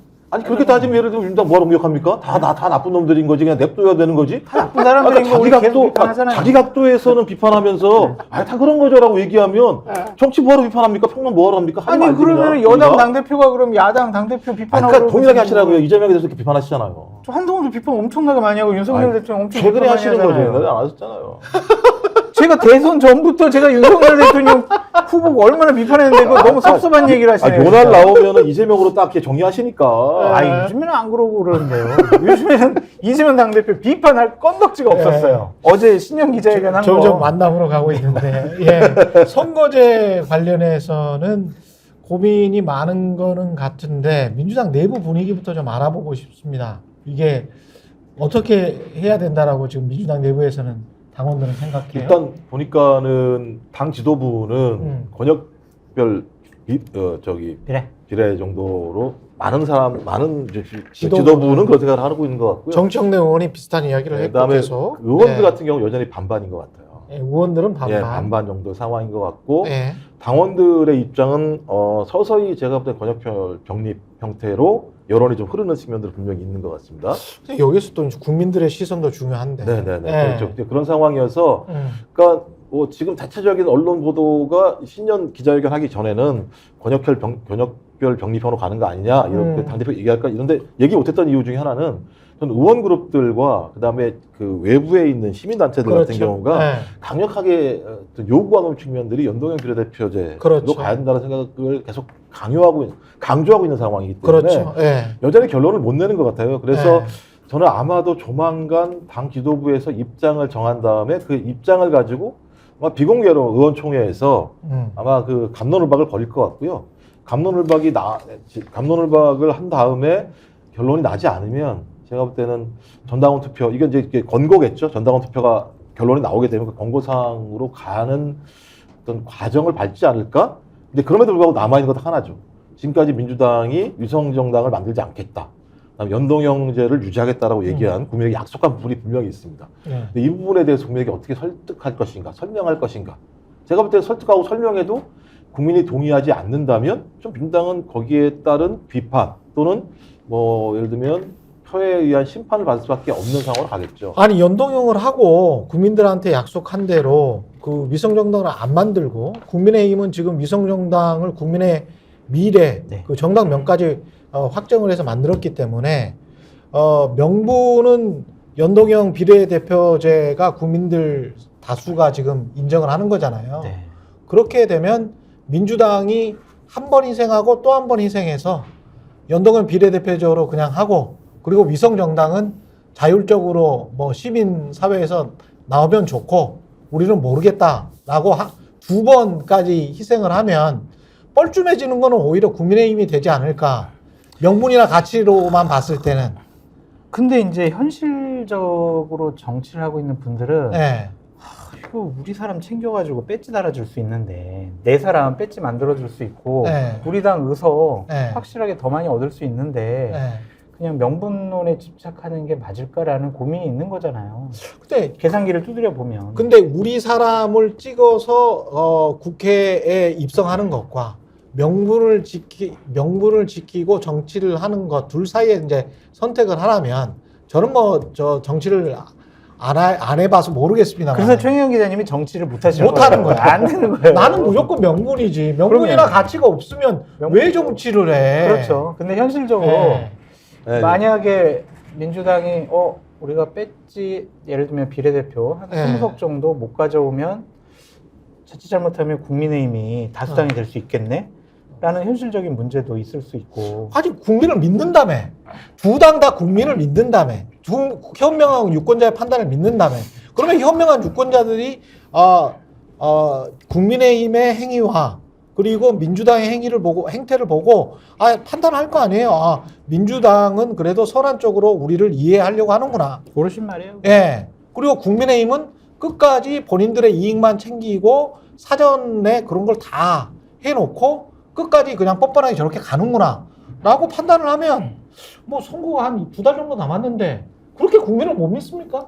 국민을 못 믿는 건 아닌 것 같고요. 그러니까 제가 볼 때 네. 원론적으로 얘기하면 선거법 개정이 되는 가장 중요한 이유는 헌재 결정 때문에 협의가 진행된 거죠. 그렇지. 그러니까 그렇지. 예를 들면 표 문제와 관련해서 등가성 자체가 제대로 보장되지 않는 측면이 분명히 있다라고 하는 측면 때문에 양 정당이 협의를 진행을 했었고 이제 국민의힘은 과거에도 계속 안 된다. 연동형은 안 된다고 얘기를 계속 했었고 나머지 제 정당들이 합의를 해서 통과시킨 측면이 분명히 있기 때문에 적어도 법률적인 판단, 헌재 판단을 따른 이 법 자체, 지금의 선거법 자체, 선거제도 자체가 이걸 유지하는 게 좀 맞다는 생각이 분명히 드는 거죠. 그 과정을 쭉 보게 되면 그런 거고요. 전 그래서 말씀하신 것처럼 만약에 민주당이 이거 계속 지켰다면 마음 편하게 공격할 수 있었죠. 국민의힘에 대해서 당신들은 맨 처음부터 지금까지 헌재의 결정도 따르지 않고 그렇지. 민주적인 룰에 대해서 따르지 않았어라고 하는 비판을 할 수 있는 측면들이 분명히 있는 거고요. 명분이 전혀 없어 국민의힘은 지금 사실은. 그렇죠. 예. 그래서 오히려 좀 떵떵거리고 얘기하는 건 좀 문제가 있습니다만 말씀하신 민주당의 아킬레스건은 제도의 문제는 결정할 수 있는 겁니다만 그동안 국민에게 약속한 측면이 있다라는 거죠. 그러니까. 이게 약속을 안 했다고 하면 네. 뭐 그렇게 결정할 수 있는 건데 분명히 약속을 했죠. 위성정당을 만들지 않겠다. 그다음에 준연동형제를 유지하겠다라고 얘기했는데 왜 이게 변했느냐에 대한 설득이 필요한 건데 아직 내부에서 여기에 대해서 결정이 안 났기 때문에 국민에게 설득하고 설명할 수도 없는 상황에 처해 있는 거예요. 그래서 저는 이 시점에서 이재명 당대표의 정치적인 결단력과 리더십의 문제 제기를 안 할 수가 없어요. 간단하거든요. 연동형 할 거예요? 병립형 할 거예요? 근데 모든 사람들은 다 장단점을 검토를 다 했을 거란 말이에요. 그렇지. 근데 이렇게 질질 끄냐고요. 그거는 책임지지 않겠다라는 것 같아요. 아니, 본인이 돌출 변수가 나온 측면들이 어떤? 분명히 있어요. 그러니까 가장 큰 문제는 뭐냐면 제3지대가 이 문제를 가지고 상당히 분열적인 양상이 벌어지게 되면서 소위 이 여파가 민주당을 비롯한 전체 선거판에 문제가 될 수 있다라는 이 문제가 계속 그러니까 컸었어요. 의석수에 대한 계산이 있는 거 그러니까 아니에요? 현실적으로 제3지대 어떤 정당들, 어떤 종류의 정당들이 출연하느냐. 그러니까 기본소속당인지 사회민주당 이런 당에서 예를 들면 무리한 요구를 하는 측면들이 있을 때 뭐 예를 들면 과도한 요구를 할 수 있잖아요. 그 부분과 관련해서 뭔가 이야기가 오고 가고 예를 있는 것 들면 같은데? 그래서 이제 그럼 이제 네. 그 부분과 관련해서 이게 상식적인 범주에서 벌어지게 되면 상식적인 범주에서 논의를 해서 국민들도 이해할 수 있는데 상식을 넘어가게 되면 이제 무슨 싸움이 되냐면 쟤들은 저렇게 만들어 놓고도 또 저 싸움을 하고 있어라는 논쟁이 벌어질 수 있는 측면이 있어서 근데 불신들이 있어요. 그러니까 여기에 대한 불신이 있어서 이 불신을 깔끔하게 정리하는 방법이 뭐냐? 그냥 권역별 병립이면 깔끔하게 정리는 돼요.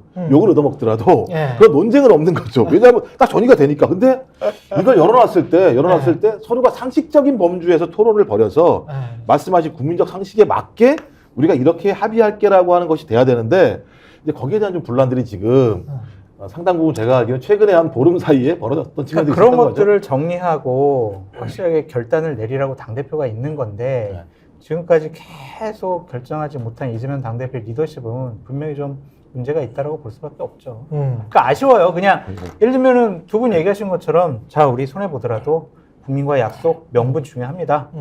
국민의힘은 저렇게 가지만 우리는 국민과 약속 지키겠습니다. 라고 멋있게 쫙 몰고 가면은 아니 그걸 차별 포인트로 내세워서 그냥 한 60일 동안 70일 동안 이야기해도 될 것 같은데 내가 보기엔. 그런데 이제 현실적으로 개성이 두드려 보니까 이거 20석 날아가는데 이거 어떡하지? 이게 고민이 많은 거죠. 그러니까 제일 무서운 말이 그런 거죠. 손해를 보더라도 네. 그러니까 진짜 손해를 볼 수도 있는 거잖아요. 그죠? 근데 이 부분에서는 이걸 넘어갈 방법이 없는 거예요. 정당 내부에서는 그렇지. 그리고 얘기했잖아 당신이 손해를 보더라도 그럼 손해를 보면 어떡할 건데 그 4년을 이게 이제 예를 들면 이제 1년 장사도 아니고 그래서 제가 예. 비즈니스 차원에서 제가 경영학 전공자이기 때문에 장기적 신뢰, 고객에 대한 장기적 신뢰가 가장 중요하지 단기적으로 물건을 잠깐 확 팔아먹는 거는 별로 중요하지 않아. 근데 이제 예, 장기적 신뢰를 해야 100년, 200년 기업이 되는 거야. 근데 이제 손해를 예. 보면 의석수가 줄어들어가지고 국회에서 이게 완전 밀리잖아요. 그러니까 예. 제일 그게 두려울 거예요. 예. 자칫 잘못해가지고 국민의힘이 다수당 되면 국회의장 뺏긴다. 어. 그러면은 의회 권력도 여권으로 넘어간다. 윤석열 대통령한테 넘어간다. 이러면 우리가 정권을 견제할 수가 없다. 이런 두려움이 가장 클 것 같아요. 그러니까 현실적인 고민인데. 그러니까 151석이 왜 중요하냐면 그런 거거든요. 그러니까 이 정부는 법을 갖다가 만들어낼 수가 있어요. 제출해서 국회에다가요. 대통령은 거부권을 행사할 수도 있어요. 근데 그 네. 151석 갑자기 생각났는데 그 151석에 준연동형을 염두에 둔 보수적인 계산 아닐까? 아니요, 제가 볼 때는 그러니까 저는 표계산을 해보면 저는 권역별 비례대표의 계산으로는 너무 보수적인데 제가 보기에는. 근데 이제 거기에는 이제 저희가 겸손한 모습 보이려고 하죠. 47석에서 이제 소수 정당을 어떻게 배려할 것인가 이제 국민의힘이 이제 거기에 대해서 합의를 해줘야 되는데 예. 이제 만약에 합의를 안 해주면 제3정당에 대해서도 배려를 안 하게 되면 제가 볼 때 민주당이 더 많이 나올 수 있는 측면도 꽤 있죠. 근데 이제 그걸 배려했을 때는 그렇게 계산할 수도 있죠. 예. 그러니까 예를 들면 이제 뭐 만약에 47석 중에서 17석은 그냥 배분한다. 그냥 무조건 배분한다. 권역별로 배분해서 소수정당에 준다. 그렇죠. 라고 30개 가지고 예를 들면 싸움을 벌이는 건데 예. 제가 정당 지지율을 보게 되면 대부분 15? 15 20 사이 왔다 갔다 그렇지, 정당이 나눠주는 그렇지, 건데 그렇지. 또 나눠주잖아요 거기서. 예. 그러면 이제 10석에서 12석밖에 안 되는 상황이니까 지역구에서 적어도 과반이 넘으려면 140개를 쳐야 되니까 이게 좀 계산은 좀 복잡해질 수 있습니다. 그러니까 네. 이재명 당대표로서는 이럴 것 같아요. 그러니까 대통령의 거부권을 무력화시킬 수 있는 의회 권력을 가져야 되겠다라고 생각을 하고 있기 때문에 151석은 대단히 그냥 축소해서 얘기를 한 것으로 보여지고요.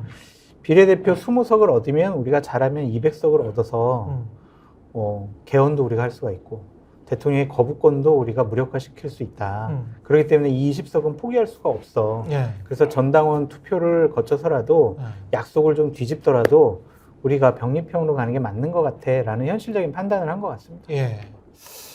그리고 이재명 대표는 지금 인천 계양을 공천 심사를 받았고 여기에 지금 원희룡 네. 예, 장관이 나온다는 것이고 유승민 이거 같이 한번 이야기를 해보죠.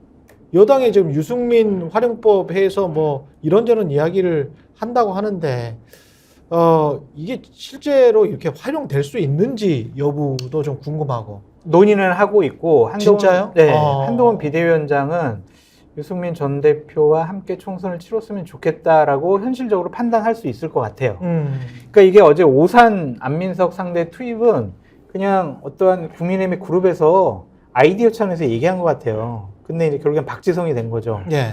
그러니까 인재영입위원회에서 박지성도 영입해가지고 수원에 출마시켜볼까? 아이디어 차원에서 자기들끼리 얘기했는데 그게 언론에 보도가 돼가지고 박지성 선수가 말도 안 돼요. 나 정치 안 해요. 이랬잖아요.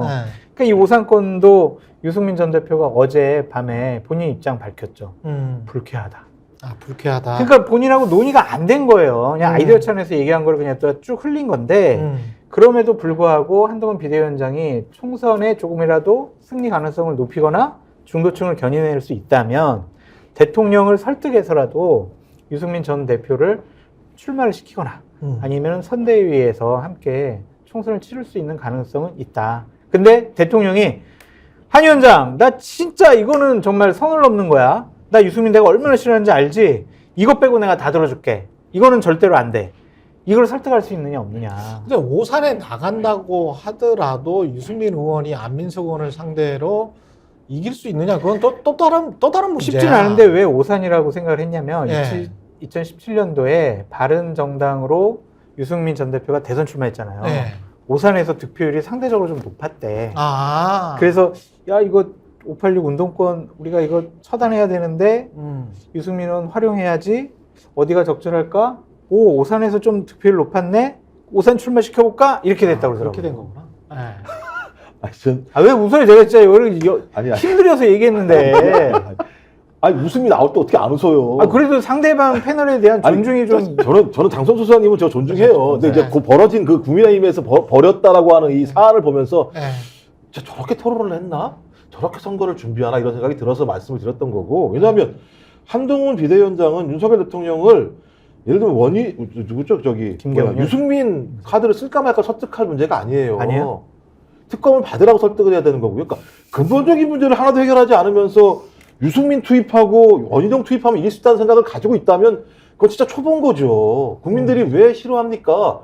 70%가 지지하는 특검법에 대해서도 거부권을 행사하고 있으니까. 그래서 한동훈이 좀 뭘 할 줄 알았더니 전혀 아무런 것도 하지 않는 상황에서 폴더 인사 했잖아요. 네? 폴더 인사. 아까 폴더 인사는 알겠습니다라는 거 아니겠습니까? 이제 앞으로는 되들지 않을게요라는 예. 얘기를 한 거니까. 예. 근데 그렇게 해놓고 나서 야 오산에다가 유승민 카드를 집어넣으면 이길 수 있지 않을까?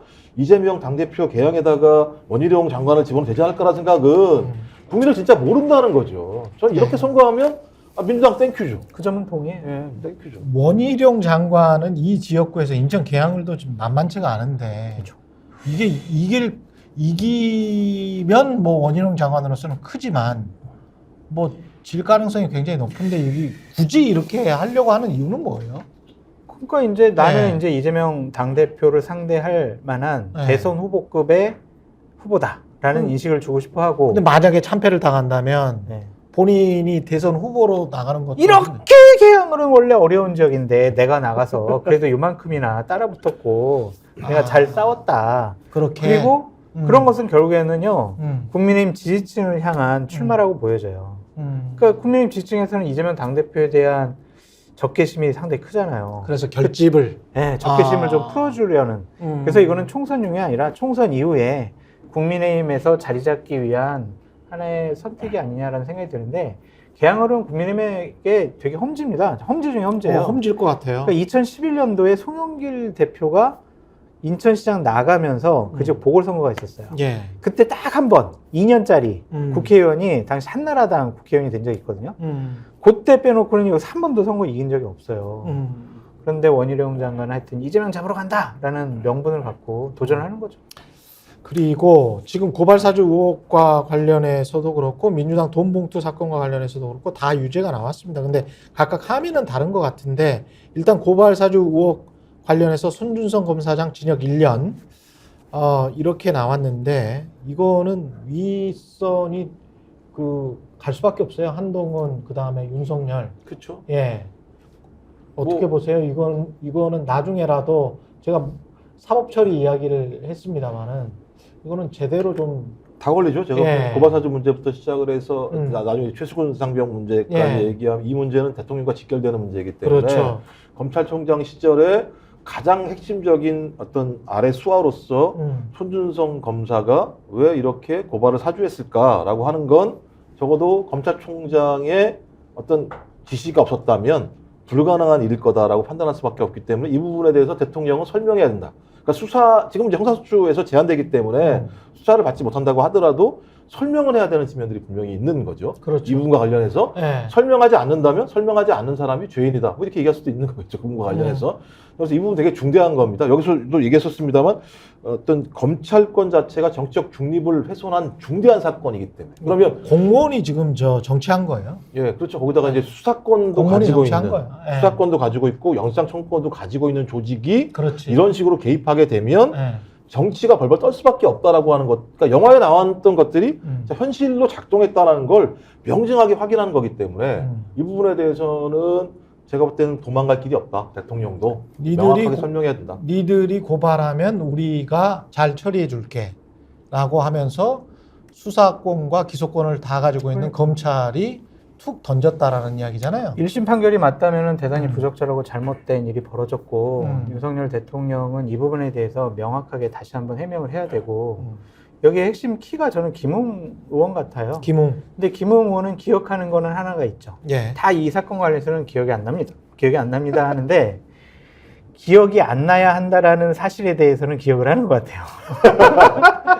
이건 절대로 기억하면 안 돼. 이것만 기억하는 것 본인이 같아요. 검사니까 충분히 알겠죠. 이 부분간에서 본인이 어떤 걸 해야지 자기가 갖다 방어할 수 있는지를 잘 근데 알겠죠. 그런 그리고 관련된 증거나 뭐 이런 거는 다 핸드폰 바꿨겠죠. 네, 예. 그러니까 얼마나 본인도 곤혹스러우면 네. 그 머리 좋은 분이 기억 안 난다고 기억 안 나야만 한다고 자기 다짐을 그리고 계속 미리 그 출마를 안 하겠다라고 다음 선거에 출마 안 하겠다라고 한 것도 이 사건과 연관이 좀 있는 것 같아. 그렇죠. 제가 보기에는. 맞아요. 예. 그러니까 이 부분에서 해명하기가 미리 빠져주는 게 그렇죠. 대통령실이나 윤석열 정부에게도 오히려 도움이 된다. 김웅 네. 전원을 그럼 법무부 장관 나중에 시키려나? 아, 의리를 지켜가지고. 의리를 지키면 걔 좀 약간- 조폭입니까? 약간 좀 의리가 있었던 것 같아. 본인은 그렇게 하면서 알리바이를 만들기 위해서 윤석열 정부를 네. 어느 정도는 비판을 하고 나오는 그 모습이 예, 그런 것 같습니다. 근데 제가 하나인데 유의 깊게 봐야 될 게 감사원에서 어제 발표했잖아요. 예.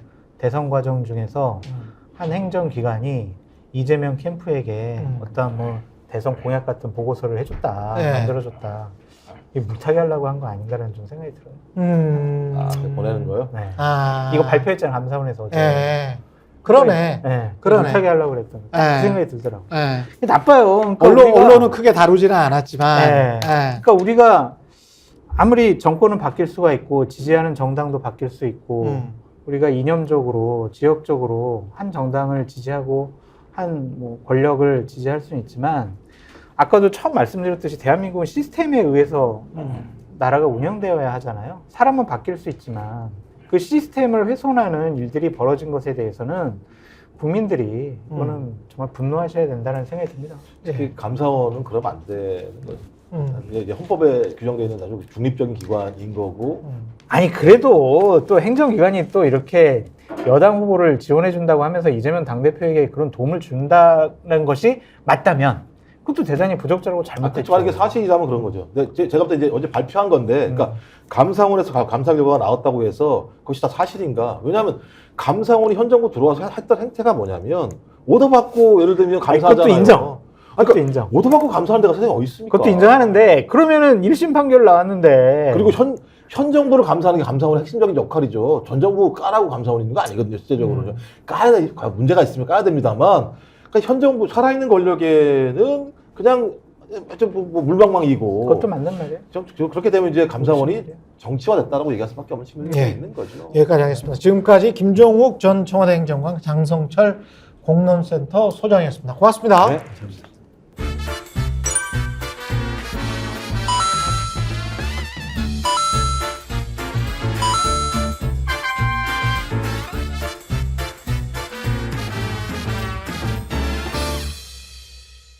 김소형 쌍화골드 쌍화차가 그리운 예전입니다. 이럴 때는 김소형 쌍화골드 한 박스 사면은 또 한 박스 준다는 거야. 야, 이런 엄청난 폭탄 이벤트. 그렇죠. 네, 따뜻한 쌍화차 드시고 건강하시기 바라겠습니다. 혹시 지인에게 묻지 마식으로 가입하신 건 아닌가요? 보험에도 점검이 필요합니다. 요즘 경기가 어려워서 보험료 내는 것도 부담스럽죠? 건강보험도 자동차 보험도 나에게 맞춤 보장. 믿을 수 있는 보험 전문가들. 믿을 수 있다 더 착한 보험.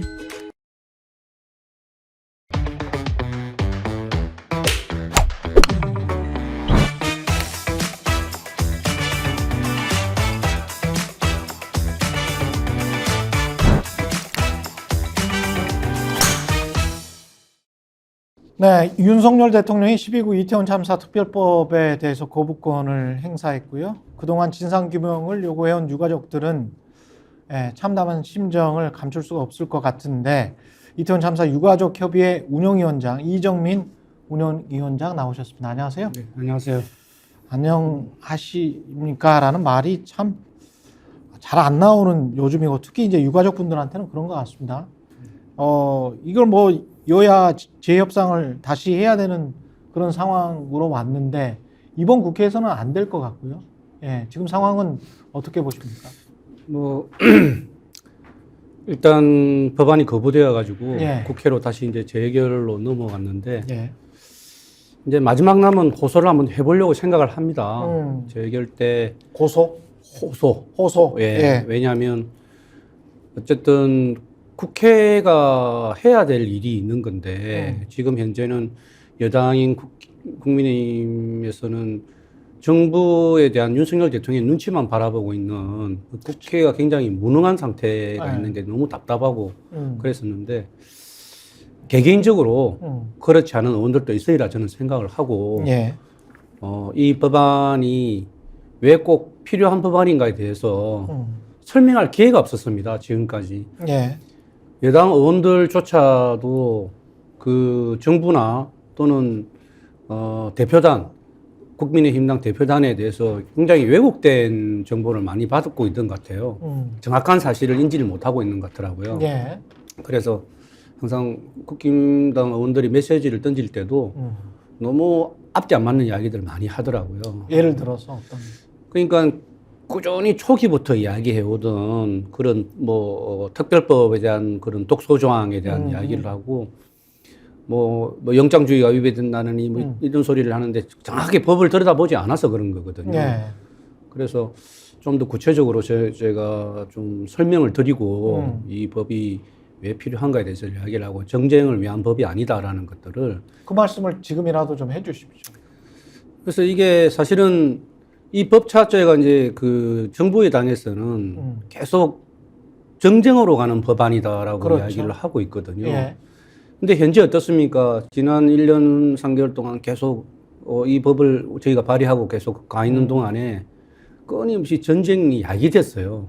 법이 통과가 되지 않은 시점에 지금까지도 예. 계속적인 정쟁이 야기되고 굉장히 안 좋은 모습들이 계속 국민들 눈에 비춰지고 있는 그런 상황이거든요. 유가족들은 그래서 어떻게든 법을 통과시키기 위해서 양보하신 것들도 많잖아요. 많습니다. 예. 저희가 사실 이렇게까지도 해도 되나 싶을 정도로 굉장히 많이 양보를 했습니다. 특조위원들도 양보했고. 그러니까 여당에서 주장하는 부분들이 사실은 억지적인 주장이 굉장히 많았었거든요. 예. 그래서 사실은 저희가 너무너무 화가 나가지고 왜 이렇게까지 특조위를 무력화시키려고 하는가. 그래서 너무 화가 나서 저항도 많이 했지만 그래도 그럼에도 불구하고 합의가 되어지는 법안으로 가는 것이 그래도 국민들한테도 보기도 그렇고 우리도 그 다음에 이야기할 수 있는 명분이 있지 않겠느냐라고 예. 해서 지금처럼 정쟁이니 독소장이니 이런 이야기를 듣고 싶지 않아서 저희가 합의를 유도하려고 했던 거거든요. 예. 근데 결과론적으로 여당에서 합의를 안 하고자 했던 게 결국은 할 의지가 없었던 겁니다. 할 의지가 없었다. 네, 전혀 지금 그때는 우리는 정말 최선을 다해서 모든 합의를 위해서 노력을 했었지만 지금 와서 결과를 봤을 때는 애시당초부터 합의를 할 의지가 없었고 그냥 특조위를 무력화시키기 위한 하나의 방편이었다라고밖에 저희는 판단할 수가 없었던 겁니다. 정부는 그 특조위를 꾸리겠다, 정부가 꾸리겠다 이렇게 지금 주장을 하고 있는데 그것과 지금 유가족 협의회가 요구하는 독립적인 진상조사기구 이것과는 어떤 차이가 있습니까? 저희는 사실 솔직히 들은 바가 없습니다. 아, 그런 말 자체도. 네, 정부에서 특조위를 꾸리겠다는 말을 들은 바도 없고, 네. 굉장히 좀 의아한 이야기거든요. 그 이야기 자체가. 거부하면서 알리바이로 변명으로 이야기하는 것처럼 들리세요? 솔직히 만약에 예를 들어서 정말 네. 특조위를 정부에서 꾸리겠다고 하면 뭐 어느 산하에 어떤 특조위를 두고 꾸리겠다는 건지 뭐 국무총리 산하로 두고 하겠다는 건지 대통령 산하로 두고 하겠다는 건지 아니면 뭐 행안부 산하로 하겠다는 건지 그렇다면 그 특조위원은 또 누군지.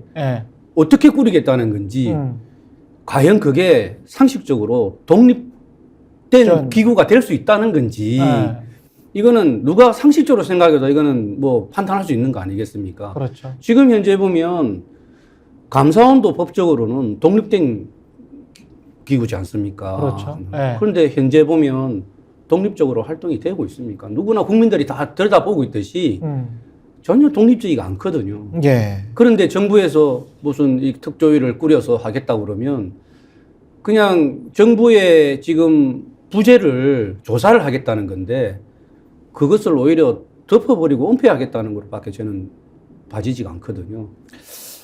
정부는 지원 대책을 내놨던데 이거 지원 대책은 좀 자세히 뭐 받아보셨어요? 아니면 이 지원 대책 자체를 내놓는 거에 그거 자체가 좀 불쾌하십니까? 정부에서 사실 네. 지원 대책을 발표했던 것도 우리 특별법안에 다 들어있는 내용들입니다. 아, 이미? 이미 다 들어있고 정부에서 이야기하는 것이 특조위만 드러낸 그 특별법에서 특조위만 드러낸 것들의 나머지 그 피해자 지원 방안에 대한 것들 그러니까 조사나 진상규명은 안 하고 돈은 주겠다? 특별법 우리가 통과시킬 때 이만희 특별법이라고 이만희 의원이 발의를 한 게 있습니다. 특별법을 다시.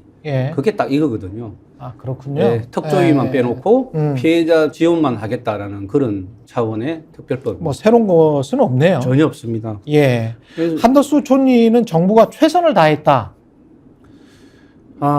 최선을 다했다라고 표현을 근데 했는데. 항상 그런 식인데 저희도 이제 그 네. 브리핑을 듣고 굉장히 격분을 많이 했었어요.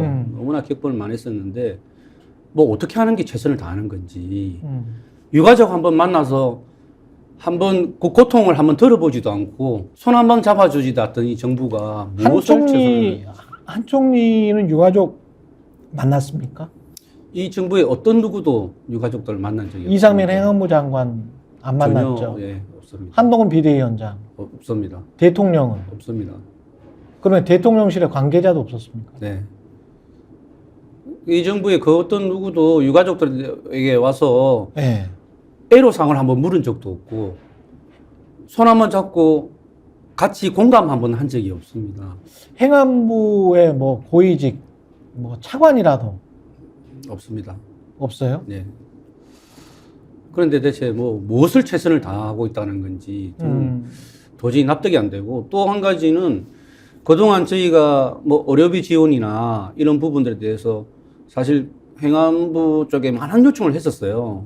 그 이제 지금도 아직 트라우마 때문에 굉장히 힘들어하는 유가족들이 많은데, 행안부에서 항상 우리가 요청을 하고 이야기를 하면 그거를 뒷받침할 법이 없다. 그래서 안 된다. 이런 식이었어요. 항상 이야기. 그래서 특별법 만들자는 거 아니에요? 맞습니다. 그래서 특별법 만들면 되잖아. 네. 그런데 최선을 다하고 있다는데 어떤 부분을 최선을 다하고 있는지를 저는 정말 물어보고 싶어요. 이런 사건이 없었잖아. 서서 사람이 죽은 적이 없었잖아. 그러니까 당연히 그런 법이 없지. 그러니까 그런 새로운 법을 만들어서 진상조사를 하고 앞으로 재발방지 대책을 세우자는 이야기잖아요. 맞습니다. 예. 답답하네 정말. 예.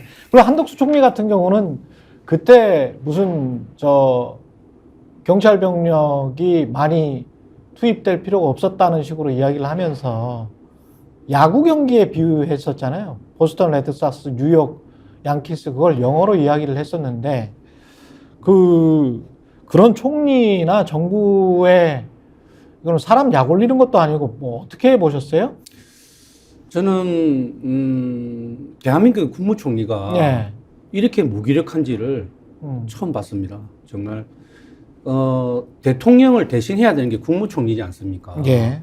그럼 국무총리, 대통령이 하지 못하면 국무총리가 그 역할을 해야 되거든요. 그 역할을 다 해야 되는데 한덕수 국무총리는 지금까지 어디 있었는지 저는 묻고 싶습니다. 전혀 나타나지도 않고 있다가 존재 자체도 저희가 알 수가 없다가 지금 거부권을 행사한다고 하니 국무회의를 열면서 그때 얼굴을 들여다밀고 이런 이야기를 하고 있습니다.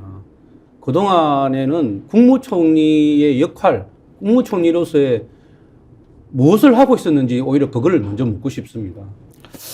근데 저도 좀 상식적으로 이해가 안 가는 게, 가령 기업에서 이런 대형 참사가 나도 그게 누구의 잘못인지는 아직 안 밝혀졌고, 그래서 기업주한테 세상의 모든 눈이 쏠린다고 하더라도 이 정도의 대형 참사가 나면 기업주가 여러 무서워서라도 카메라 앞에 서고 유가족들에게 가고 장례식장에 가서 절하고, 뭐 이게 한국이든 일본이든 동양문화권에 있는 일반적인 기업주도 그렇게 하거든요.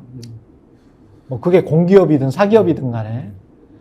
근데 이 사람들은 이제 선출된 공무원이잖아요. 대통령은 선출된 공무원이고, 우리가 세금 내서 이 사람들 이 사람들 밥벌이는 우리 세금으로 지금 하고 있는 공무원들인데, 공무원들의 최고위직들이 또는 집권여당의 비대위원장이나 대표가 한 번도 안 간다, 이런 참사에. 그리고 사람들은 넉넉고 그게 뭐 당연하듯이 뭐 늘 그래 온 것처럼 이렇게 받아들이고 오히려 유가족들에게 해코지를 하려고 하는 그런 집단들도 있고, 정치적으로 오염된 집단들도 있고, 이 나라가 이게 비정상인 것 같아요. 제가 이번에 이제 피해 대책 발표를 하는 걸 보면서 예. 뭐 이런 비유가 적절할지는 모르겠습니다만, 교통사고를 내고 사람을 죽거나 크게 다치게 만들어 놓으면 그게 우발이든 예. 뭐 고의든 간에 여하튼 보통은 그런 상황이면 피해자에게 합의를 보기 위해서 네. 와서 사과를 하고 그렇죠. 죄송하다 그렇게 이야기하는 게 정상적인 우리 상식이지 않겠습니까? 아니, 인간이 양심이 있는 거지, 인간이. 근데 마치 지금 네. 이렇게 피해 대책을 내놓으면서 하는 게 사고 내놓고 그냥 보험 처리해. 나는 모르겠어. 딱 그거예요. 예, 딱 이런 식으로 보여지기 때문에 그래서 네. 저희가 굉장히 많이 붕괴를 했던 거거든요. 이렇게 무책임할 수가 있는가, 정부가. 네, 그런 마음 때문에 참 많이 화가 났었습니다. 민간 기업도 아니고 다 그 세금으로 그리고 우리 자식들이 다 국방에 의무를 져서 국방과 조세에 의무를 져서 유지되는 게 이게 국가라는 거 아닙니까? 근데 국가에서 최소한의 그들의 의무는 또 안 하잖아요. 예. 그런 국가를 두둔을 하고 있고 말이죠. 썩어 빠졌다라고 저는 생각을 하는데 이 참사 1년이 넘는 시간 동안 얼마나 속이 썩으셨겠어요. 아, 정말 저희가 사실 유가족들이 피해자지 않습니까? 피해자고 자식을 잃고 이 참담한 심정으로 살아가는데 왜 이런 진상규명 원인을 해달라고 정부에다가 땅바닥을 기고 철야를 하면서 절을 하고 이런 행동을 왜 해야 되는지 정말 참 이해하기가 힘듭니다. 그냥 이 원인을 정부가 앞장서서 밝혀줘야 되는 게 당연한 그렇죠. 거지 않습니까? 예. 그렇게 해줘야 되고 차라리 우리가 이 원인을 밝히지 않은 상태에서 우리가 때를 쓰고 억지를 부리면서 피해를 보상해달라 이렇게 요구를 했었다 치더라도 정부에서는 그건 아니다. 원인을 밝혀야 된다. 원인을 밝히고 정확한 피해가 어떤지에 대한 상황을 책임자가 있으면 그 책임자에 대한 마땅한 조치를 하고 그 다음에 그러한 보상과 지원을 해야 된다. 이렇게 나가야지 맞는 거지 않습니까? 당연히. 예. 근데 이게 거꾸로 되었어요. 오히려 우리는 그렇게 하자고 이야기를 하고 있고 그렇죠. 정부는 거두절미하고 그냥 뭐 보상해 줄 테니 그냥 그것만 보상만 받고 물러나 있어라 이런 거거든요.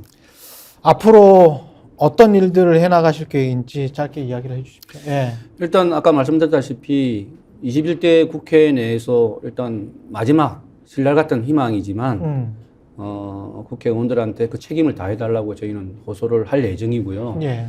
그것이 안 되어서 만약에 21대에서 이 법안이 폐기가 되어지면 저희는 솔직히 여당이 이번 총선에서 참패할 수 있게끔 절대 승리할 수 있게끔 그렇게 저희는 해야 되겠다는 마음을 가지고 있습니다. 여당이 참패를 해야 저희한테 다시 기회가 있을 거라고 생각을 하거든요. 특별법을 발의할 예. 수 있는 기회가 예. 있을 것이다. 그래서 또다시 이렇게 참담하게 거부하고 다시 폐기되는 이런 전철을 밟지 않겠다라는 생각이 들기 때문에 꼭 야당이 총선에 승리를 해서 다음 22대 때 다시 이 법안을 발의하고 다시 갔을 때 문제없이 통과되고 공포될 수 있게끔 예. 그렇게 하려고 최선을 다하려고 생각하고 있습니다. 당연한 유권자의 권리라고 생각을 합니다. 네. 예, 여기까지 듣겠습니다. 이정민 이태원 참사 유가족 협의회 운영위원장이었습니다. 고맙습니다. 네, 감사합니다. 내일은 조수진의 정치본색으로 오전 8시 반, 8시 30분 라이브로 찾아오고요. 지금까지 저는 최경련 기자였습니다. 고맙습니다.